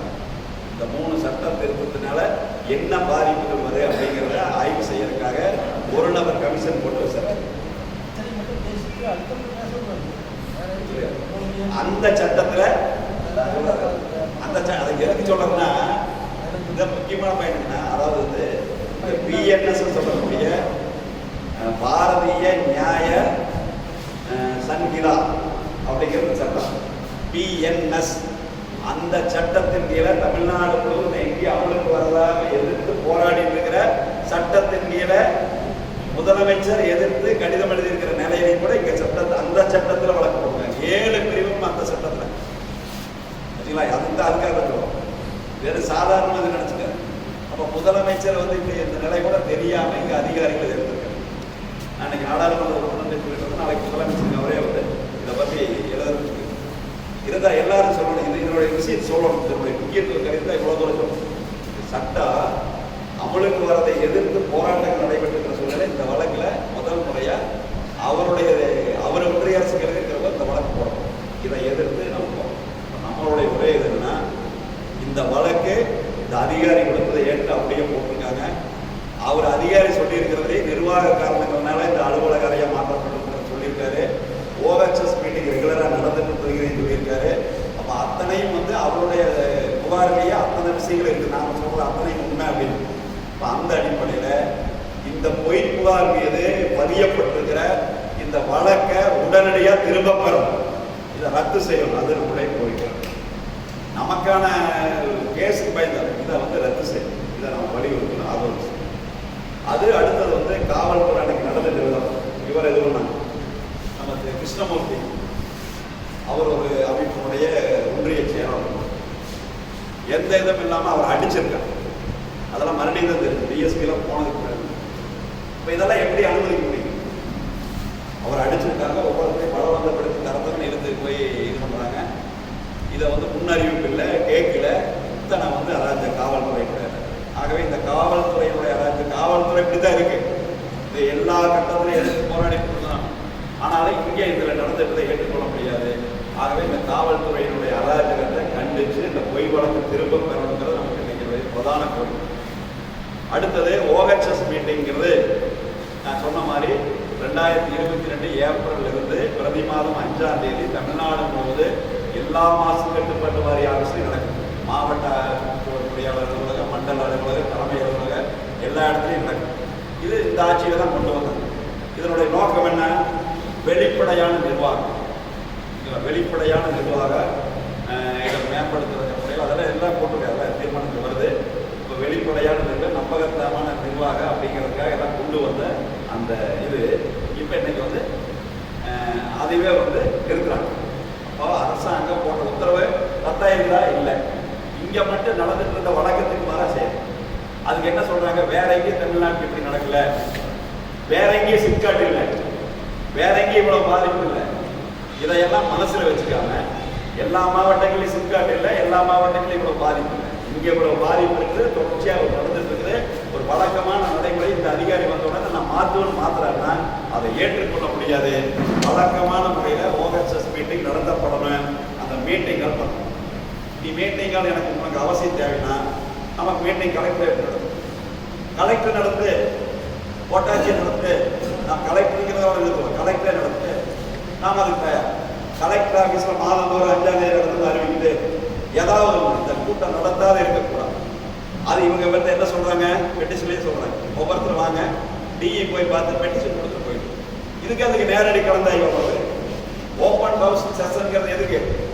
பெட்டிஷன் கொடுத்துட்டு போறக்கா? தமிழ்நாட்டில் எங்கேயும் நடக்கலைங்கிற காரணம் சொல்லி இந்த மாதிரி பண்ணுறதுக்கு முயற்சிக்கிறாங்க. 2018 கருப்பணன் அமைச்சராக இருக்கிற போது கலெக்டர் பிரபாகர் இருக்கும்போது போராடி நாம் அழுத்தமாக சொன்னதை ஏற்று ஆய்வு கூட்டங்கள் மாதந்தோறும் நடத்தணும்னு தாசில்தார் தலைமையில் 20க்கும் மேற்பட்ட கூட்டங்கள் நடந்தது. பல கூட்டங்கள் அங்கேயே இருந்தது. அதையெல்லாம் நம்ம வலியுறுத்தி இந்த ஓஹெச்எஸ் மீட்டிங் தொடர்ந்து நடத்தப்படணும், வழக்கமான முறையில் நடத்தப்படணுங்கிறத வலியுறுத்த வேண்டிய அவசியம். இது 2 விஷயம். மாசு கட்டுப்பாட்டு வாரியத்தினுடைய இந்த நடவடிக்கை மாற்றி. ரெண்டாவது இன்னொரு முக்கியமான விஷயம். இப்போ போன நவம்பர் மாதம் 23ஆம் தேதி தமிழ்நாடு அரசினுடைய இளைஞர் நலன் மற்றும் விளையாட்டு மேம்பாட்டுத்துறை அமைச்சர் சிப்காட்டுக்கே வந்தார். ஒரு அரசாணை விளையிட்டு செய்தியாளர்களுக்கு அவரே பிரஸ்மீட் கொடுத்தாரு. நாமளும் எல்லாரும் அங்கே இருந்தால் நாமளும் சந்திச்சு மனு கொடுத்தோம், பேசினோம், அதெல்லாம் பண்ண முடியும். அவர் சொல்லும் போது 40 கோடி ரூபாய் மதிப்பில் 20 லட்சம் லிட்டரை சுத்திகரிக்கக்கூடிய கெப்பாசிட்டி இருக்கக்கூடிய பொது சுத்திகரிப்பு நிலையத்தை சிப்காட்டில் அமைக்கிறதுக்கான அரசாணையை அவசரமாக நாங்கள் எல்லாம் தயார் பண்ணி போட்டுக்கிறோம். 40 கோடியில் 20 கோடி அரசாங்கத்துக்கு, அதில் 10 கோடி சிப்காட்டு, 10 கோடி பொல்யூஷன் கண்ட்ரோல் போர்டு, அதே மாதிரி முதலாளிகள் 20 கோடி, 40 கோடி ரூபாய் மதிப்பில் இந்த திட்டம் செயல்படு. 6 மாதத்துக்கு 8 மாதத்துக்குள்ள இந்த திட்டம் செயல்பாட்டுக்கு வரும் அப்படின்னு அமைச்சிருக்கோம். நாம ப்ரெஸ் மீட்டில் அங்கே இருந்தால் வீடியோ இருக்குது, பத்திரிக்கையில் செய்தி இருக்குது. ஆனால் இப்போ எவ்வளோ நாள் ஆச்சு? நவம்பர் 23ஆம் தேதி அறிவிச்சாங்க. இன்னைக்கு என்ன நாள் பாருங்க, ஜூலை இருக்கிறோம். இத்தனை நாளில் என்ன நடந்திருக்குது அப்படின்னு பார்த்தீங்கன்னா, ஒரு தடவை மண் சாயில் டெஸ்ட் எந்த இது இல்லை. இப்போ இதுக்கான பொறுப்பு Tamil Nadu water investment company quick அப்படிங்கிற அமைப்பு. இந்த டிபிஆர்லாம் தயாரித்து கொடுக்குறதுக்கான பொறுப்பு அந்த கம்பெனிக்கு. அவன் நாம் திட்டமே வந்து என்னென்னா 20 லட்சம் லிட்டரை சுத்திகரிக்கக்கூடிய 40 கோடி மதிப்பிலான இது எல்லாம் வந்து நானே கூட அந்த டீட்டெயில்ஸ்லாம் கேட்டால் அந்த 40 கோடி பண்ணிட முடியும் அப்படிங்கிற மதிப்பீடெல்லாம் செஞ்சு தான் அந்த திட்டத்தை போட்டோம். இப்படி ஒரு திட்டத்தை போடுறதுக்கு முன்னாடி அவன் வந்து முன்னாடி 5 லட்சம் லிட்டர் தான் இது அப்படின்னு ஒன்று கொடுக்குறான்னா இந்த காலத்தை கடத்துறது அது அறிவே இல்லாமல் செய்யணும். இதுக்கு நாம பொறுப்பாக. இப்போ முந்தா நாள் அமைச்சருக்கு வந்திருந்தார் நம்ம மாண்புமிகு வீட்டு வசதி அமைச்சர் பெருந்திர மெடிக்கல் காலேஜுக்கு வந்தவர் இன்னொரு 6 மாதத்தில் பண்ணிக்க முடியுமா? அதுக்கான எந்த பணியும் இல்லை. 6 மாதம் முடியுமா? எப்படி முடியும்? ஆகவே நம்முடைய இந்த கோரிக்கை ஒரு நிரந்தர தீர்வுக்காக அரசால் அறிவிக்கப்பட்ட திட்ட நலத்திட்ட அந்த பிரச்சனைக்கு தீர்வு வருமா? வரும். அந்த திட்டத்தை அறிவிச்சு நவம்பர் 23 அறிவிச்சு இன்னைக்கு வரைக்கும் அதுக்கான குறும்பு கூட அசையாத அளவுக்கு நிலைமைகள் இருக்குது. ஆகவே விரைவில் இந்த திட்டத்தை செயல்பாட்டுக்கு கொண்டு வரணும் அப்படிங்கிற கோரிக்கை சேர்ந்தோம். அதுக்கு அடுத்தது நாம் இதில் சேர்த்திக்க வேண்டியது இருந்தோம். இப்போ நமக்கு ஒவ்வொரு இண்டிவிஜுவல் கம்பெனியாக பேசினாங்க. இதில் சட்டவிரோதமாக செயல்படக்கூடிய தொழிற்சாலைகள் நிறுவனங்கள் மீது பார்சியாலிட்டி இல்லாமல் பாகுபாடு இல்லாமல் நடவடிக்கை எடுக்கணும். தோழர்கள் அதை புரிந்து முடிக்கிறது. யாருக்காக சொல்கிறோம்? எவன் தப்பு பண்ணியிருந்தாங்கன்னா தப்பு தான். ஒருத்தர் வந்து வசதி இருக்கு, அது வந்து பெரியதாக இருக்குது அப்படிங்கிற பொது சுத்திகரிப்புங்கிறதுக்காக மன்னிச்சு போக வேண்டியது. தப்புனா தப்பு தான். இப்போ யார் தப்பு பண்ணாலும் பாகுபாடு இல்லாமல் நடவடிக்கை எடுக்கணும். இப்போதைக்கு இந்த 4-5 விஷயங்களை மட்டும் மையப்படுத்தி நாம் எல்லாரும் இணைஞ்சு போராடினா மட்டும்தான் இந்த உரிமைகளை பாதுகாக்கும். 2017 ஒன்ஸ் அப்பான டைமாக போயிருக்கு. ஒரு காலத்தில் இருந்து இப்போ இல்லை. நீங்கள் இப்போ இந்த போராட்டத்தில் 43 பேர் அரெஸ்ட். அடுத்த மாதம் 5ஆம் தேதி கூட்டத்துக்கு வேணால் கொஞ்சம் பேர் தயங்குவாங்க. அடுத்த மாதம் இன்னொரு போய் கேஸ் போனது தயங்க மாட்டாங்க. தமிழ் ஆகவே வந்து நம்மளை ஒடுக்கிறதுக்கு மக்கள் அந்த யாரும் அந்த பக்கம் எட்டி பார்க்காத இருக்கிறதுக்கு அவங்க வந்து அதையெல்லாம் செய்யும். இந்த இன்னொன்று சேர்த்துக்கலாம். நான் கேட்டிருந்ததுல இங்கே 65,000 டன் திட கலப்பு மிக்ஸ்டு சால்ட் இருந்தது. அதை எடுக்கணும்னு சொன்னால் இப்போ எடுக்க தொடங்கியிருக்காங்க. அதை முழுமையாக உடனடியாக அகற்றணும் அப்படிங்கிற கோரிக்கையும் சேர்த்து நாம் இதில் முன் வச்சு இதுக்காக அனைவரும் இணைஞ்சு எந்த விதமான கட்சி ஆச்சரியங்களும் இல்லாமல் ஒருங்கிணைஞ்சு போராடனா இது வெற்றி சாத்தியம். அது இல்லாமல் நாம் கட்சி வளர்த்துறதுக்கோ மற்றது பண்ணுறதுக்கோ நான் பெருசு நீ பெருசுன்னு சொல்லிட்டு இருந்தோம்னா இதுக்கான வாய்ப்புகள் மிக குறைவாக இருக்குது.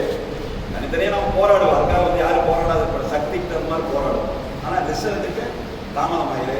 ஆகவே நீங்கள் இந்த அடிப்படையில் விவாதித்து இதுக்கான தொடர் இயக்கங்களுக்கு நாம் திட்டமிடும். இதில் நான் சொன்ன மாதிரி மாசு கட்டுப்பாட்டு வாரியத்தினுடைய அண்மைக்கால நடவடிக்கைகள் வன்மையாக கண்டிக்கத்தக்கது. காவல்துறையினுடைய அராஜக பொய் வழக்கு திருத்தம் பண்ணுறது, சிப்காட் பிரச்சனைக்கு நிரந்தர தீர்வு பொது தீர்வு நிலையத்தை உடனடியாக செயல்படுத்துறது, இந்த கலப்பு உப்புகளை பூரா சிப்காட்டுக்கு அப்புறப்படுத்துறது, இந்த மாதிரியான அடிப்படை கோரிக்கைகள் ஒரு 4-5 கோரிக்கைகளை முன் வச்சு பண்ணுறது. ரெகுலராக இந்த மீட்டிங் நடத்தணும் அப்படிங்கிறத வலியுறுத்தி நாம் வந்து தொடர் இயக்கங்களுக்கு திட்டமிடலாம். அதே மாதிரி ஒவ்வொரு மாதம் 5ஆம் தேதி வழக்கமான முறையில் OHS மீட்டிங் நடக்கிற வரைக்கும் 5ஆம் தேதி நாம் அந்த அலுவலகத்துக்கு சென்றே ஆகணும்னா அங்கே இயக்கம் நடத்தியே ஆகணும். உள்ளே போகிறோமோ இல்லையோ அங்கே தொடர்ந்து மாதந்தோறும் 5ஆம் தேதி நம்மளுடைய இயக்கங்கள் இருக்கணும். அதெல்லாம் என்ன மாதிரி செய்யணும். அதே மாதிரி இப்போ 5ஆம் தேதி வரைக்கும் பார்த்துருந்து 5ஆம் தேதி பெரிய அளவுக்கு அங்கே செய்யலாம்னா அது செய்யலாம். இல்லை அதுக்கு முன்னாடியே காவல்துறை கூட இருக்கிறதுனால ஒரு நகரத்தில் பஸ் ஸ்டாண்ட்லேயோ மற்ற இடத்துலையோ இங்கே ஏதாவது ஒரு இயக்கங்கள் நடத்துறதுனால நம்ம தயாரிக்க நம்ம ஆர்ப்பாட்டமோ உண்ணாவிரதமோ தர்ணாவோ எது வேணாலும் நம்ம செய்யணும். அந்த மாதிரியான ஒரு வலுவையான போராட்டங்களை நம்ம நடத்தலாம். அப்படி நடத்துகிற போராட்டங்களுக்கு ஏற்கனவே கொக்கோ-கோலா உட்பட போராட்டங்களில் நம்ம ஒருங்கிணைச்ச மாதிரி அனைத்து அரசியல் கட்சிகள், அனைத்து சங்கங்கள், பொதுநல அமைப்புகள், அனைத்து மக்களுடைய ஆதரவை கேட்டு பெறலாம். மக்கள் பிரதிநிதிகளுடைய ஆதரவை கேட்கலாம். இப்படியெல்லாம் கேட்டு இந்த போராட்டத்தை மக்களை திரட்டணும்னா நம்முடைய போராட்டம் நிச்சயமாக வெற்றி பெறுவதற்கான வாய்ப்பு இருக்குது. அது இல்லை நாம் குறுகிய நோக்கத்தில் போனோம்னா நாம் கொஞ்சம் நீண்ட கால போராட வேண்டிய அவசியம் இருக்குது. இந்த அடிப்படையில் நீங்கள் கொஞ்சம் டைம் எடுத்துகிட்டு எனக்கு பேசுகிற வசதியாக இருக்கிற முறையில் இதன் மீது நீங்கள் எல்லாரும் கருத்துக்களை சொல்லி இதை செலவிப்படுத்தணும் அப்படிங்கிற முதல் கேட்கிறேன். சிறுசாமி கொஞ்சம் அதிக நேரத்துக்கு கருத நினைக்கிற இவ்வளவு விளக்கைகள் இவ்வளவு இருக்கிறதோட கருத்து எனக்கு வந்து 5ஆம் தேதி கூட்டம் அப்படிங்கிறது ஒரு 2ஆம் பட்சம் நினைக்கிறேன். நீங்கள் 5ஆம் தேதி கூட்டத்தை இலக்கு வச்சுக்கிட்டே இருந்தீங்கன்னா இந்த வழக்கு இதை ஒழித்து கட்டுவதற்காக நீங்கள் இந்த டிஎஸ்பி போட்டான்னு நினைக்கிறீங்க. அது சிட்டிசன் சொல்லிட்டார். கிடையாதுங்க. சென்னையில் அவர்கள் தலைமையிலிருந்து முடிவெடுத்து போடப்பட்டிருக்கிறது. இல்லைன்னா இந்த வழக்கு இவ்வளவு 42 பேர் விவசாயிகள் பொதுமக்கள் மீது வழக்கு போடுகிற அரசு சும்மா போடாது. இந்த அமைப்பை வளரவிடக்கூடாது. மக்கள் நல சங்கமாக இருந்தபோது இதனுடைய தன்மை அளவு ஒன்று. வெகு மக்கள் கூட குறைய நடந்தது கூட்டங்களை நானும் பார்த்து அதில் அப்படித்தான் இருக்கு. வெகு மக்கள் வரும்போது பாதிக்கப்பட்டவங்க வந்து இதமாலாம் பேச முடியாது. வாழ்க்கை அழியுது. ஒரு குளம் வந்து நாசமா போய்கிட்டு இருக்குது. நீ வந்து வெண்மையா பேசிட்டு இருக்கீங்கன்னா பாமர மக்கள் நாங்க அப்படித்தான் இருப்ப நீ ரெகுலேட் பண்ணி இருக்க வேணும். 5500 டிடிஎஸ் வந்து பாதுகாப்பு குளத்துக்கு தண்ணி வருதுன்னு சொன்னா நீ அதிகார வருமானம் திட்டத்தை நீ தொலைச்சு போட்டீங்கன்னு இருந்தா அப்ப அவர்கள் ஒரு முடிவுக்கு வந்துட்டாங்க. நான் நேரம் செய்தி சொல்லி முடித்துட்டு விரும்புறேன். நீங்க மீண்டும் இந்த மாதிரியே போய்கிட்டு இருந்தீங்கன்னா நான் இதற்கு வெளியே இருக்கணும். நேரம் உங்களை மாதிரி கோலப்படை மாட்டேன் பாடுதல் மாட்டேன் எங்க பாதிப்பு வேறு அது தனி. உங்களோடு இணைந்து ஒரு சமூக செயல்பாட்டாளர் என்ற வகையில் விவசாய சங்கங்கிற வகையில் அவர் அழைச்சார். இதில் இருக்கிற தொடர்ந்து எல்லாம் வந்துருக்கிறார். ஆபத்து வந்துருக்கிறார். கொக்கோகோலா இருந்தா அது ஒரு பெரிய அப்படியே ஜோரம் அடிச்சு செய்யிச்சுக்கா. அதுலேயும் கேஸ் போட்டிருந்தா என்ன இருக்குன்னு சொல்ல முடியாது. அன்னைக்கு அந்த அம்மா கிட்ட நல்லதும் இருந்தது கெட்டதும் இருந்ததுங்க. பார்த்தா 2 பக்கம் சேர்த்துன சென்னி மலையை இதை நினைச்சா மாபெரும் சக்தியா மாறினா 2 பக்கம் போட்டி போட்டு பொதுக்கூட்டம் ஒன்று அறிவிச்சோம். இதே உள்ளூர் அமைச்சர் முடியாதுன்னு சொன்னவர் அம்மா மாத்தினாங்க. ஆனால் இன்றைக்கு நிலைமை பாருங்க. எல்லா கட்சியும் இருக்கிறீங்க, இந்த அரசுல பங்கெடுத்த கட்சி இருக்கிறீங்க. எங்களாட்ட இந்த அரசு ஆதரிச்சு இருக்கிறோம். எதிர்த்தவங்களை புரிஞ்சவங்களாட்ட யார் மீது நீ வழக்கு போட்டு இருக்கிறாய்? சாதாரண வழக்கா? கோபம் வரணும். நம்ம கோபம் பத்தாது. நான் கேட்டுக்கொள்வதெல்லாம் என்னுடைய கருத்தாக இந்த OHS மீட்டிங் போலங்கிறதெல்லாம் அப்புறம் வச்சுக்கங்க. இதுல நீங்க வரமாட்டீங்கன்னா அங்க வர வேலையில கேஸ் போட்டு யாரும் வரமாட்டாங்க. ஆயிரக்கணக்கான மக்களை திரட்டி இந்த வழக்குக்கு பரிகாரம் சொல்லியாக வேண்டும். இந்த மாவட்டத்தின் அமைச்சர் என்னுடைய கருத்து. ஏன் கனிமொழிக்கு மனு கொடுத்திருக்கிறோம்ல, ஏன் இவர்கிட்ட கொடுத்திருக்கிறோம்ல, அடுத்த இந்த திட்டங்களை இயக்குற அமைச்சர்கிட்ட நீ எந்த செஞ்சிருக்கிறவங்க தப்பு கூப்பிட்டு தப்பு இப்படி செய்யாதுன்னு சொல்லுங்க. இதுல யாரு வன்முறைக்கு போறவங்க அல்ல. எல்லாரும் ஒரு அமைப்பு இருக்கிறாங்க. சேகராட்சி இருக்கிற எல்லாரும் எல்லாம் இந்த அரசுடைய கூட்டணியில் இருக்கிறவங்க அதிகமா இருக்கிறாங்க. ஆனால் நண்பர்களே, எங்கள் அனுபவத்திலிருந்து சொல்லுகிறோம். பல அனுபவங்களை கடந்து வந்து விட்டோம். அவர்கள் கையை வச்சுட்டாங்க. காரணம் என்னன்னா, நாங்கள் எப்பவும் சொல்றது இந்த அரசாங்கம் முதலாளிகள் அரசாங்கம். அவனை காப்பாற்றணும்னா நாம நீ கருதிக்கணும்னா காலையில கசாப்பு கடைக்கார கொட்டி வெட்டுறாம நம்மளை வெட்ட முடிவு பண்ணிட்டாங்க. நீங்க இன்னும் அப்படி போய் அதெல்லாம் வேண்டாங்க. நீங்க 1000 பேரை தரட்டுங்க, 1000 பேரை தரட்டுங்க. எல்லா கட்சியும் தெரியும் பார்ப்போம். நீங்க சும்மா போய் பிச்சை கிடையாது. நமக்கு வாக்களித்திருக்கிறோம். வாழுகிற உரிமை நமக்கு உண்டு. வழக்கு என்றால் இது சாதாரணம் அல்ல. 42 குடும்பம் அல்ல. 42 குடும்பத்தை சுற்றி இருக்கிறவனை முடக்கி இந்த இயக்கத்துக்கு சமாதி கட்ட முடிவெடுத்து விட்டார்கள். எனக்கு ஒரு மகிழ்ச்சி வரும்போது இருக்குன்னு நினைக்கல. நான் அதை சொல்லலான்னு வந்தா நீங்க அதை மாற்றி அமைச்சிட்டீங்க. எல்லாரும் இணைய வேண்டிய தேவை. நான் தொடர்ந்து சேகரிப்பெல்லாம் சொல்லிக்கிட்டே இருந்தேங்க. சேகரிப்பேன் நான் நமக்குள்ள இருக்கிற நாடு நீங்க இந்த பேட்டி கொடுக்கறதுல 6 பரிசு இதெல்லாம் நினைச்சீங்கன்னா இந்த போராட்டம் கொடுங்க. நம்மை அழித்துக் கொள்ள வேண்டும். நம்ம அடையாளத்தை நான் சொல்றது ஆலை அல்ல. நான் முன்னால வரணும், சின்னச்சாய் பேர் முன்னால வரணும், பொன்னை பேர் வரணும், சேகர் பேர் வரணும். நீங்க இயக்கம் இருக்காது. இயக்கம் முன்னாடி வர வேண்டும். வேலை நடக்க வேண்டும். இதுல யாராவது ஆதாயத்தோட நினைச்சீங்கன்னா அமைப்பு இருக்காது.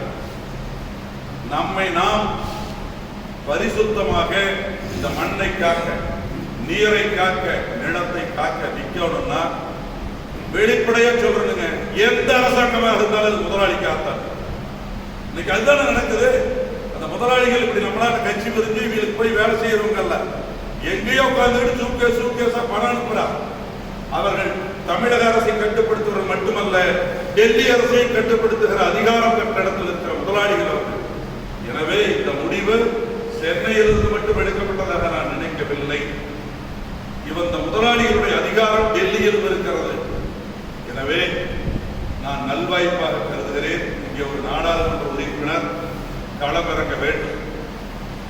மக்களை சார்ந்த வழக்கம் போல் சென்று கொண்டிருந்தால் அது நடக்காது. அவர் களத்திற்கு வந்து 42 வழக்குகளை திரும்ப பெறுவதற்கான இயக்கத்தை கட்டமைப்பதற்கு அதற்குத்தான் நாம் அவரை தேர்ந்தெடுத்தோம். எதற்காக சுப்பராயன் வர வேண்டும் என்று விரும்பினோம்? அழகு பார்க்கிறேன் என்று சொல்கிறார். அதற்காக கிடையாது. போராட்ட களம் வந்துவிட்டது.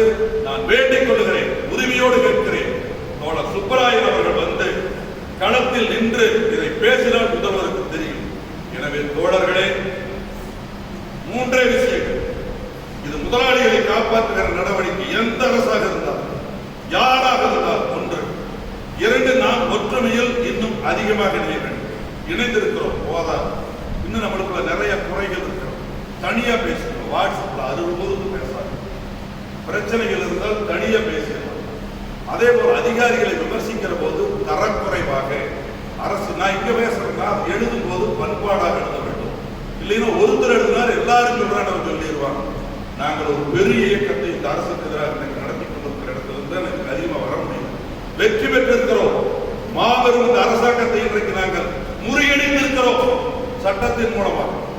எனவே உங்களிடத்திலே கேட்டுக் கொள்கிறேன், நேரம் கிடைக்கும் போதெல்லாம் உங்களோடு நிற்கின்றோம். காரணம், இவர்கள் நம்மை இந்த பகுதியில் இருந்து வெளியேற்ற முடிவெடுத்து விட்டார். அதுதான் இந்த வழக்கு. எனவே உங்களுக்கு கோபம் வர வேண்டும். அன்று திரட்டினோமை கொக்கோ கோலாவுக்கு நான் வேண்டுகோளாக வைக்கிறேன். இந்த OHS மீட்டிங் 5ஆம் தேதி, அது எல்லாம் எனக்கு மாறுபட்ட கருத்து. அதெல்லாம் அப்புறம் சடங்கு. 1000 பேர் 2000 பேர் பெருந்தரையில் திரட்டி காட்டுவோம். வழக்கு வாபஸ் ஆகட்டும், இல்லை என்றால் அனைவரும் செல்லுவோம் என்ற முடிவை எடுக்க வேண்டும். இந்த வழக்கில் ஒரு வாய்ப்பு.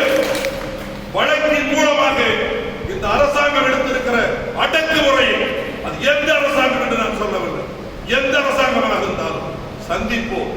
எனவே இதற்கு ஒரு குழுவை கொடுத்து, போராட்ட குழுவை அமைத்து ஊராக சென்று பெண்களை திரட்டுவோம்.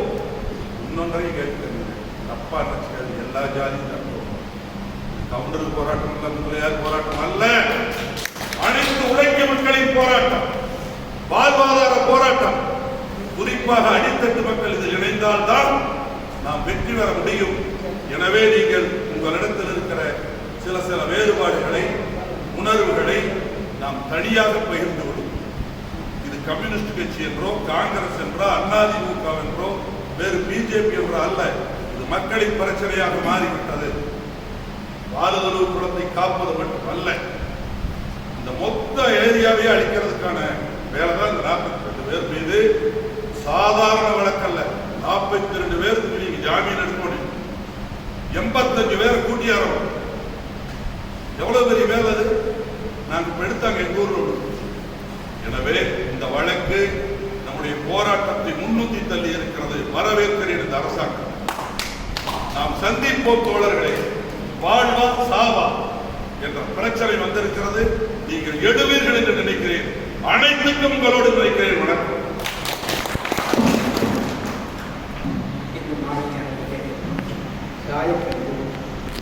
காற்று மாசு இல்லாத வணக்கத்தை இப்படியெல்லாம் பேசிட்டு நம்ம பேசுறது கருத்து எவ்வளோ மாதிரி என்ன பேசுறதுக்கோ அதையெல்லாம் வந்து இருந்தாங்க நாய்களுடைய கருத்து.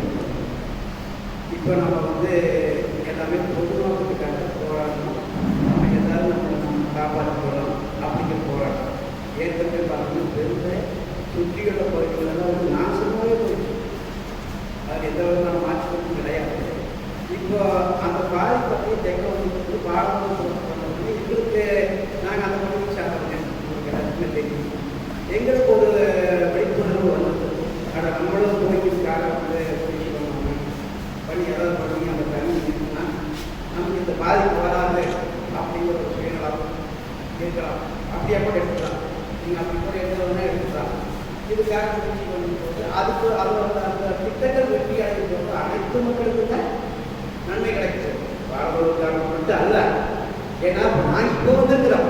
ஒரு சில டைமில் கூட கேட்டாங்க, மோகன் சுந்தரம்லாம் இத்தனை நாள் எடுக்க கூடாது. இப்போ வந்துருக்கு. அதோட இருக்கலாங்க. அந்த கருத்து வேறுபாடு இருக்கலாம். அதில் எந்த மாற்றம் இல்லை.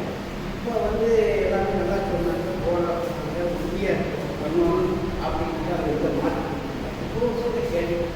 நான் 2 பேர் வச்சுட்டேன். இப்போ எத்தனை பேர் கைது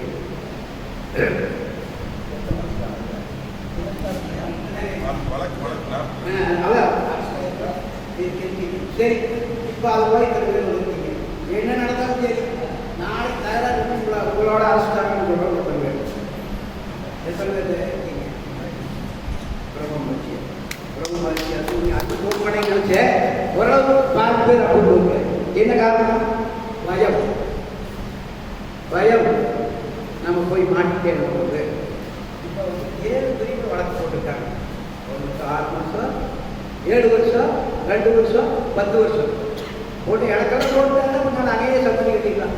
இல்லை நம்ம வயசுக்கு அது நடக்கும். நம்ம நாட்டில் நடக்காது. அதாவது பயம் இருந்தவங்க 42 பேர் யாரும் கிடையாது. நல்லா புரிஞ்சுன்னா 5 பொம்பளைகளுக்கு இருக்கிற வீரவா நம்ம தலை வீடு தான் நினைக்கிறேன். நான் வந்து அப்படியே நங்களாக பேசுகிறேன். காப்பெல்லாம் விட்டமே எங்களோட ஜெயிலும் பார்த்தோன்னா சொன்னாங்க ஏதாவது ஒரே ஜெயிலில் போடுங்க அப்படின்னு சட்டத்தில் நடந்தேன். ஆண்களை பெண்களை ஒரே ஜெயிலில் போன ஜெயிலில் சட்டத்தில் நடந்தது. அதனால் நம்ம புரிஞ்சுதான் இருக்க சேரணும்னா நாங்கள் பயணிக்க போகிறோம். அப்படி இருந்துக்கலாம், மறுபடியும் ஒரு சட்டலாம் அப்படிங்கிற மன உறுதியோட எல்லாருமே இருந்தோம். சரிங்களா? இப்போ வந்து நம்ம என்ன காரணம் நல்லா யோசிக்கணும். இதுக்கு எல்லாமே என்ன காரணம்னா ஒரு தகுதியற்ற அதிகாரி, தங்களுடைய கடமையை மறந்த அதிகாரி. அதுதான் காரணம். அதை வந்து அரசு கண்காணிக்கணும். அரசுக்கு கண்காணிக்க மக்களுடைய பிரச்சனையை கண்காணிக்க வேண்டும். அதில் எந்த விதமான மாற்றுக்கருத்து இல்லை. ஒரு சின்ன உதாரணம் சொல்கிறேன். இப்போ நீங்கள் எல்லாமே மிகப்பெரிய ஒக்க போகலாம். அதில் மிகப்பெரிய அளவோட போராட்டம் நடத்தி அதை நிறுத்தி அரசு வந்து போயிடுச்சு. அன்னைக்கு யாரும் கைது பண்ணுனாங்களான்னு எனக்கு சரியாக தெரியல. கைது பண்ணுறாங்களான்னு பண்ணல. அப்போ மக்களுடைய கோரிக்கை ஏற்றுட்டு அந்த அரசாங்கம் அதை ரத்து செஞ்சுட்டாங்க. ரெண்டாவது பார்த்தீங்கன்னா சொன்ன மாதிரி கெயில், அதில் பார்த்தீங்கன்னா நான் ஒரு ஆளுங்கட்சியினுடைய பஞ்சாயத்து தலைவர். எனக்கு ஆர்டிஓ டிஎஸ்பி எடுத்து வீட்டில் வந்து நடக்கிறேன். நான் ஆதரவு நானும் மிகப்பெரிய ஆதரவாக இருக்கேன். ஏன்னா எங்களுக்கு போகணும் காடு, என்னோட சொந்த பந்தத்துக்கு போகுது, எல்லாத்துக்குமே காடு போகும். ஒரு திட்டம் கொண்டு வந்து நம்ம அதை பாதிக்கிறோம். அப்போ நம்ம முடிச்சு வளர்த்தா சரி, ஆளுங்கட்சிக்கு அதை பாதிக்காதா? ஆளுங்கட்சிக்கார பாதிக்காத. நான் வந்து எல்லாமே வீட்டில் வந்து பேசுனாங்க. ஆளுங்கட்சி அரசாங்கம் அமைச்சர் உங்களுக்கு வேணுங்க, உங்கள் அரசாங்கம் நீங்கள் இதில் முன்னால் வரக்கூடாது, இல்லைன்னா வேற மாதிரி சொன்னாங்க. அப்புறம் நான் காப்பி கொடுத்து கொண்டு போய் காட்டை காமிச்சு எங்கள் அப்பாட்டில் நிமிஷம் பேச வச்சேன். அந்த 2 அதிகாரி போயிட்டாங்க. சும்மா ஆடி அப்படி இன்னைக்கு வரைக்கும் அவங்க எனக்கு போட கொடுத்துருக்காங்க. ஏன்னா அன்னைக்கு என்ன அதை ஏற்க முடியல. நம்முடைய அரசாங்கம் நமக்கு குறித்த தலைவர்கள் ஆட்சி செய்தாலும் கூட நமக்கு ஒத்து வரலைன்னா நம்ம எதிர்த்து தான் நின்னார்கள். என்ன அதனால மாற்றிட்டு அவங்க திட்டத்தை கொண்டு வந்து போயிடுவாங்க. பாதிக்கப்படுறது நாம் அன்னைக்கு நல்ல போராட்டங்கள் எல்லாருமே முன்னெடுத்தாங்க. கணேஷ் மூர்த்தி இவங்களை போன்றவங்க தான் வந்து நிறைய ஆதரவு கொடுத்து எல்லாமே நல்லா போடுறாங்க. மக்களுக்கு நல்ல சப்போர்ட் பண்ணாங்க.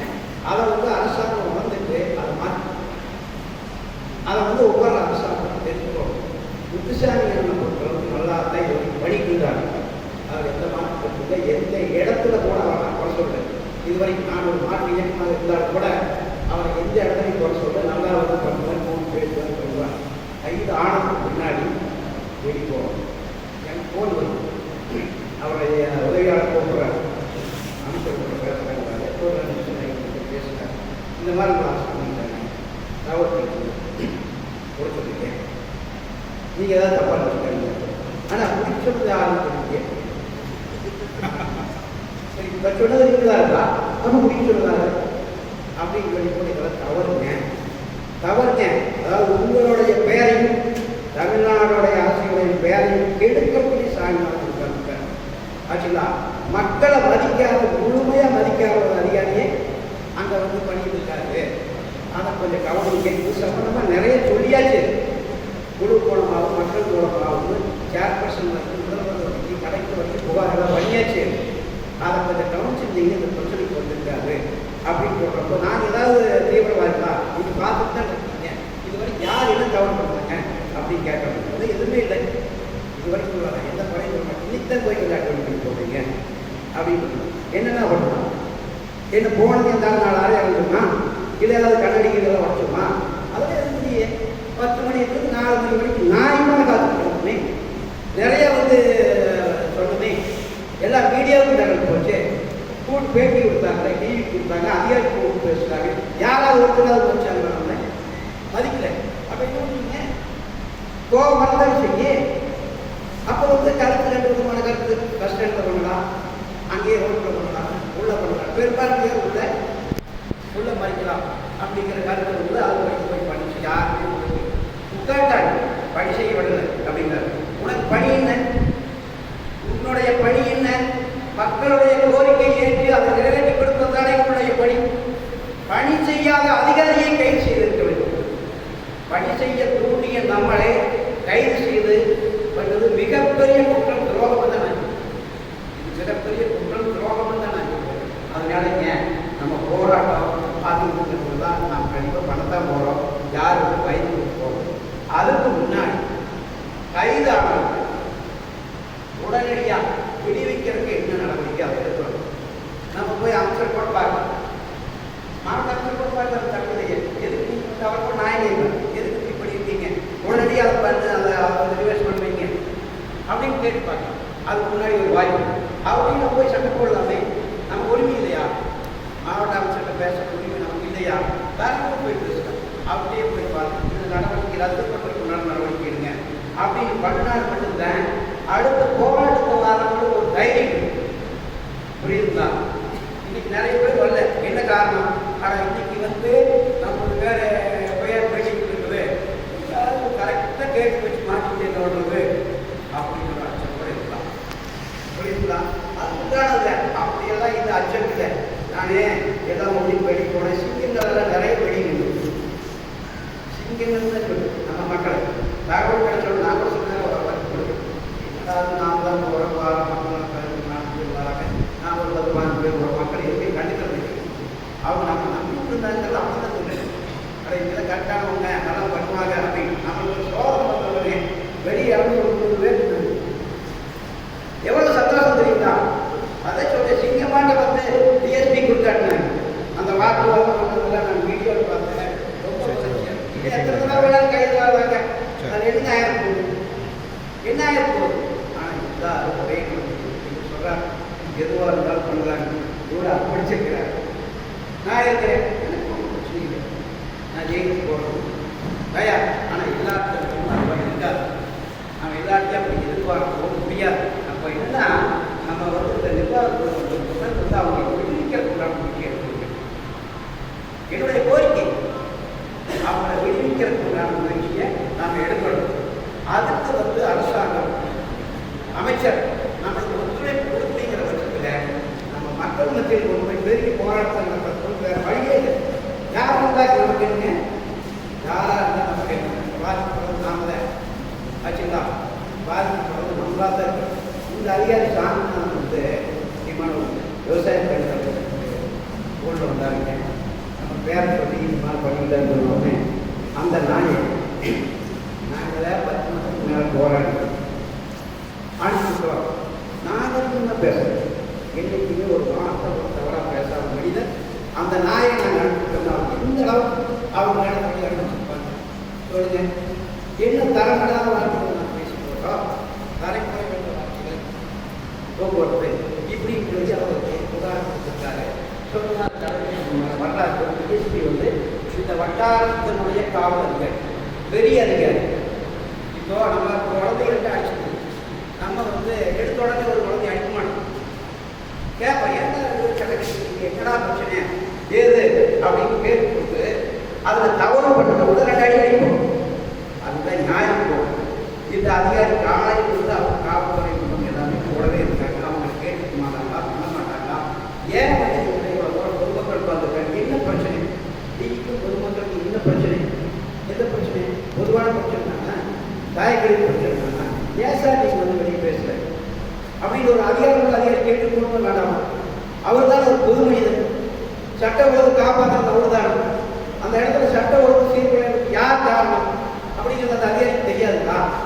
அவர் என்ன பண்ணிட்டு ஒரு நல்ல அதிகாரியாக இருந்தா வந்து நம்மளை முதல்ல பேசிக்கிறோம். ஏன் மேலே வந்து கேட்டு சொன்னோம்னு நம்ம கருத்துக்கிறோம். காலையில் என்ன பண்ணுவோம், என்ன பண்ணுவோம்,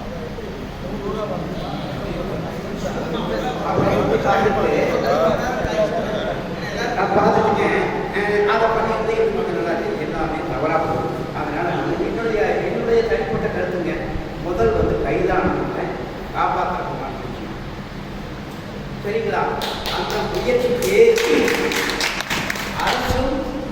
அரசு நிர்வாகமும் தான் பார்ப்போங்க. ரொம்ப சந்தோஷம். ஏற்றுப்போம். நம்மளும் அவங்கள வந்து அப்போ மனசார வரவேற்கிறோம். அப்படி இல்லைங்கிற பட்சத்தில் நம்ம ஊரோட மக்கள் தான். ஆமாம், ஊரோட மக்களுக்கு போய் நான் எங்கே இருப்போம், நீதி கேட்போங்க. நீதி கேட்போம். நான் வரோம், 42 பேர் வரோம். 42 பேர் என்ன பண்ணி திருப்பீங்க? யாருக்காக கைதானோம்? எங்களோட வீட்டுக்கு சொல்லிட்டாங்க. இல்லையே, மக்களுடைய ஒரு பிரச்சனைக்காக தான் கைதானோம். அதனால வந்து என்னுடைய தனிப்பட்ட கருத்து அதை ஏற்கனவே இருக்கோம். எங்களுடைய தனிப்பட்ட கருத்து முதல் கைதானவங்களை காப்பாற்றுறதுக்கான நடவடிக்கைகளை ஃபர்ஸ்ட் எடுக்கணும். அப்புறம் ரெண்டாவது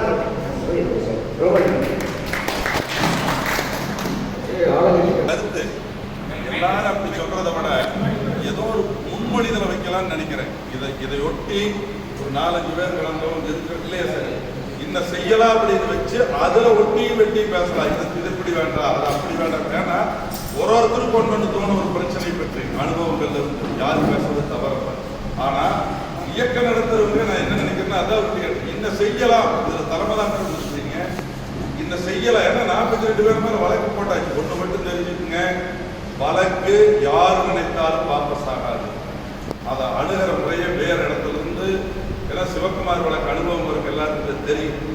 சிவகுமார் மீது போட்ட வழக்கிலே கூட வழக்கு முழுமையாக வாபஸ் சொல்ல 307 வாங்குறதுக்கு 3000 பேர் தரணும். எனவே அரசு வழக்கு போடுதுன்னா அது சட்டப்படி யாராலும் திரும்ப பெற உடனே முடியாது. அதற்கு மக்களை நடத்தினா நடவடிக்கை நிறுத்தி வைப்பாங்க. எனவே இதை ஒட்டி பேசலாங்க. நீங்க நிறைய பிரச்சனை இருக்கு. சாமிநாதன் ஒரு பிரச்சனையே இல்லைங்கிறாரு. பிரச்சனை வழக்கு கொண்டாந்துட்டான். இந்த வழக்கை நீங்கள் உடனடியாக முடிக்கவில்லை என்றால் 42 பேருக்கு பெயில் எடுக்கணும். ஆன்டிசிபேட்டரி பெயில் சொல்லி அது என்னுடைய அனுபவம். ஆன்டிசிபேட்டரி பெயில் எடுக்கணும்னா அது ஒரு பெரிய வேலை. அதுக்கு முன்னாடி நான் என்ன நினைக்கிறேன்னா, மோகனசுந்தரம் நினைச்சு சொன்னாங்க தப்பல்ல, அமைச்சர் எல்லாம் கேட்டு நடக்காத. அமைச்சர் நினைச்சாலும் அவர்களை தாண்டி போயிட்டு மக்களை இயக்கமாக மாற்றி அரசியல் கவனத்துக்கு கொண்டு செல்ல வேண்டிய கருத்து சொல்லி நல்லா. இதற்கு நாடாளுமன்ற சட்டமன்ற உறுப்பினர்களை வந்து முன்னிறுத்தி சொல்லுவோம். அவங்க வந்து தப்புன்னு சொல்லட்டு. அப்ப இது ஒரு அரசியல் பிரச்சனையாக மாற வேண்டும். நியாயம் கேட்ட மக்களின் மீது 42 பேர் மீது அநியாயமான வழக்கு போடப்பட்டிருக்கிறது என்பது இந்த பகுதியினுடைய ஒரு அரசியல் கருத்தா மாறலைன்னா நீ கேட்டுட்டே இருக்கிறீங்கன்னா பாக்குற போப்பாங்க நாளைக்கு வந்து 10 பேரா 2 பேரா அரெஸ்ட் பண்ணுவாங்க. நீங்க அப்ப கேட்க முடியாது சட்டப்படி. ஏன்னா நம்ம மேல போட்டாச்சு, நான் பெயிலபிள் போட்டாச்சு. பெயிலபிள் போட்டிருந்தாங்கன்னா ஜட்ஜி விட்டுருவாரு. நான் பெயிலபிள் போட்டா ஜட்ஜி கூட விட முடியாது, விதியது. எனவே இதை எதிர்கொள்வதற்கு 2 வழிதாங்க. நான் சொல்லிடுறேன், 2 வழி. ஒன்று, வழக்கை ஆன்டிசிபேட்டர் பெயில் முன்ஜாமீன் எடுத்து வழக்கை சந்தித்து கோர்ட்டுக்கு போறோம். அல்லது மக்களை திரட்டி போராடி அரசியல் அழுத்தம் கொடுத்துட்டு வழக்கை நீந்து அவங்க மேல வெள்ளோட்டு போட்டாங்க. வழக்கு அந்த மரத்துல இருந்து கரண்ட் போராடி இன்னைக்கு வரைக்கும் அந்த வழக்கு இருக்கிறது. எங்க மேல தந்தி சட்ட வழக்கா 45 வயதா நடந்துட்டோம், இன்னும் நடந்துட்டு இருக்கிறோம். இதே மாதிரி போட்டதா அது நான் பெயிலபிள் கூட அல்ல, பெயிலபிள் இன்னும் நடக்கிற 42 வயது. எனவே தயவு செய்து ஒரு செயல் திட்டத்தை வையுங்க. ஒரு திட்டத்தின் மீது இல்லாட்டி சலுப்பா இதெல்லாம் போயிடுவோம். என்ன பண்ணலாம் முடிவு எடுங்க. இதே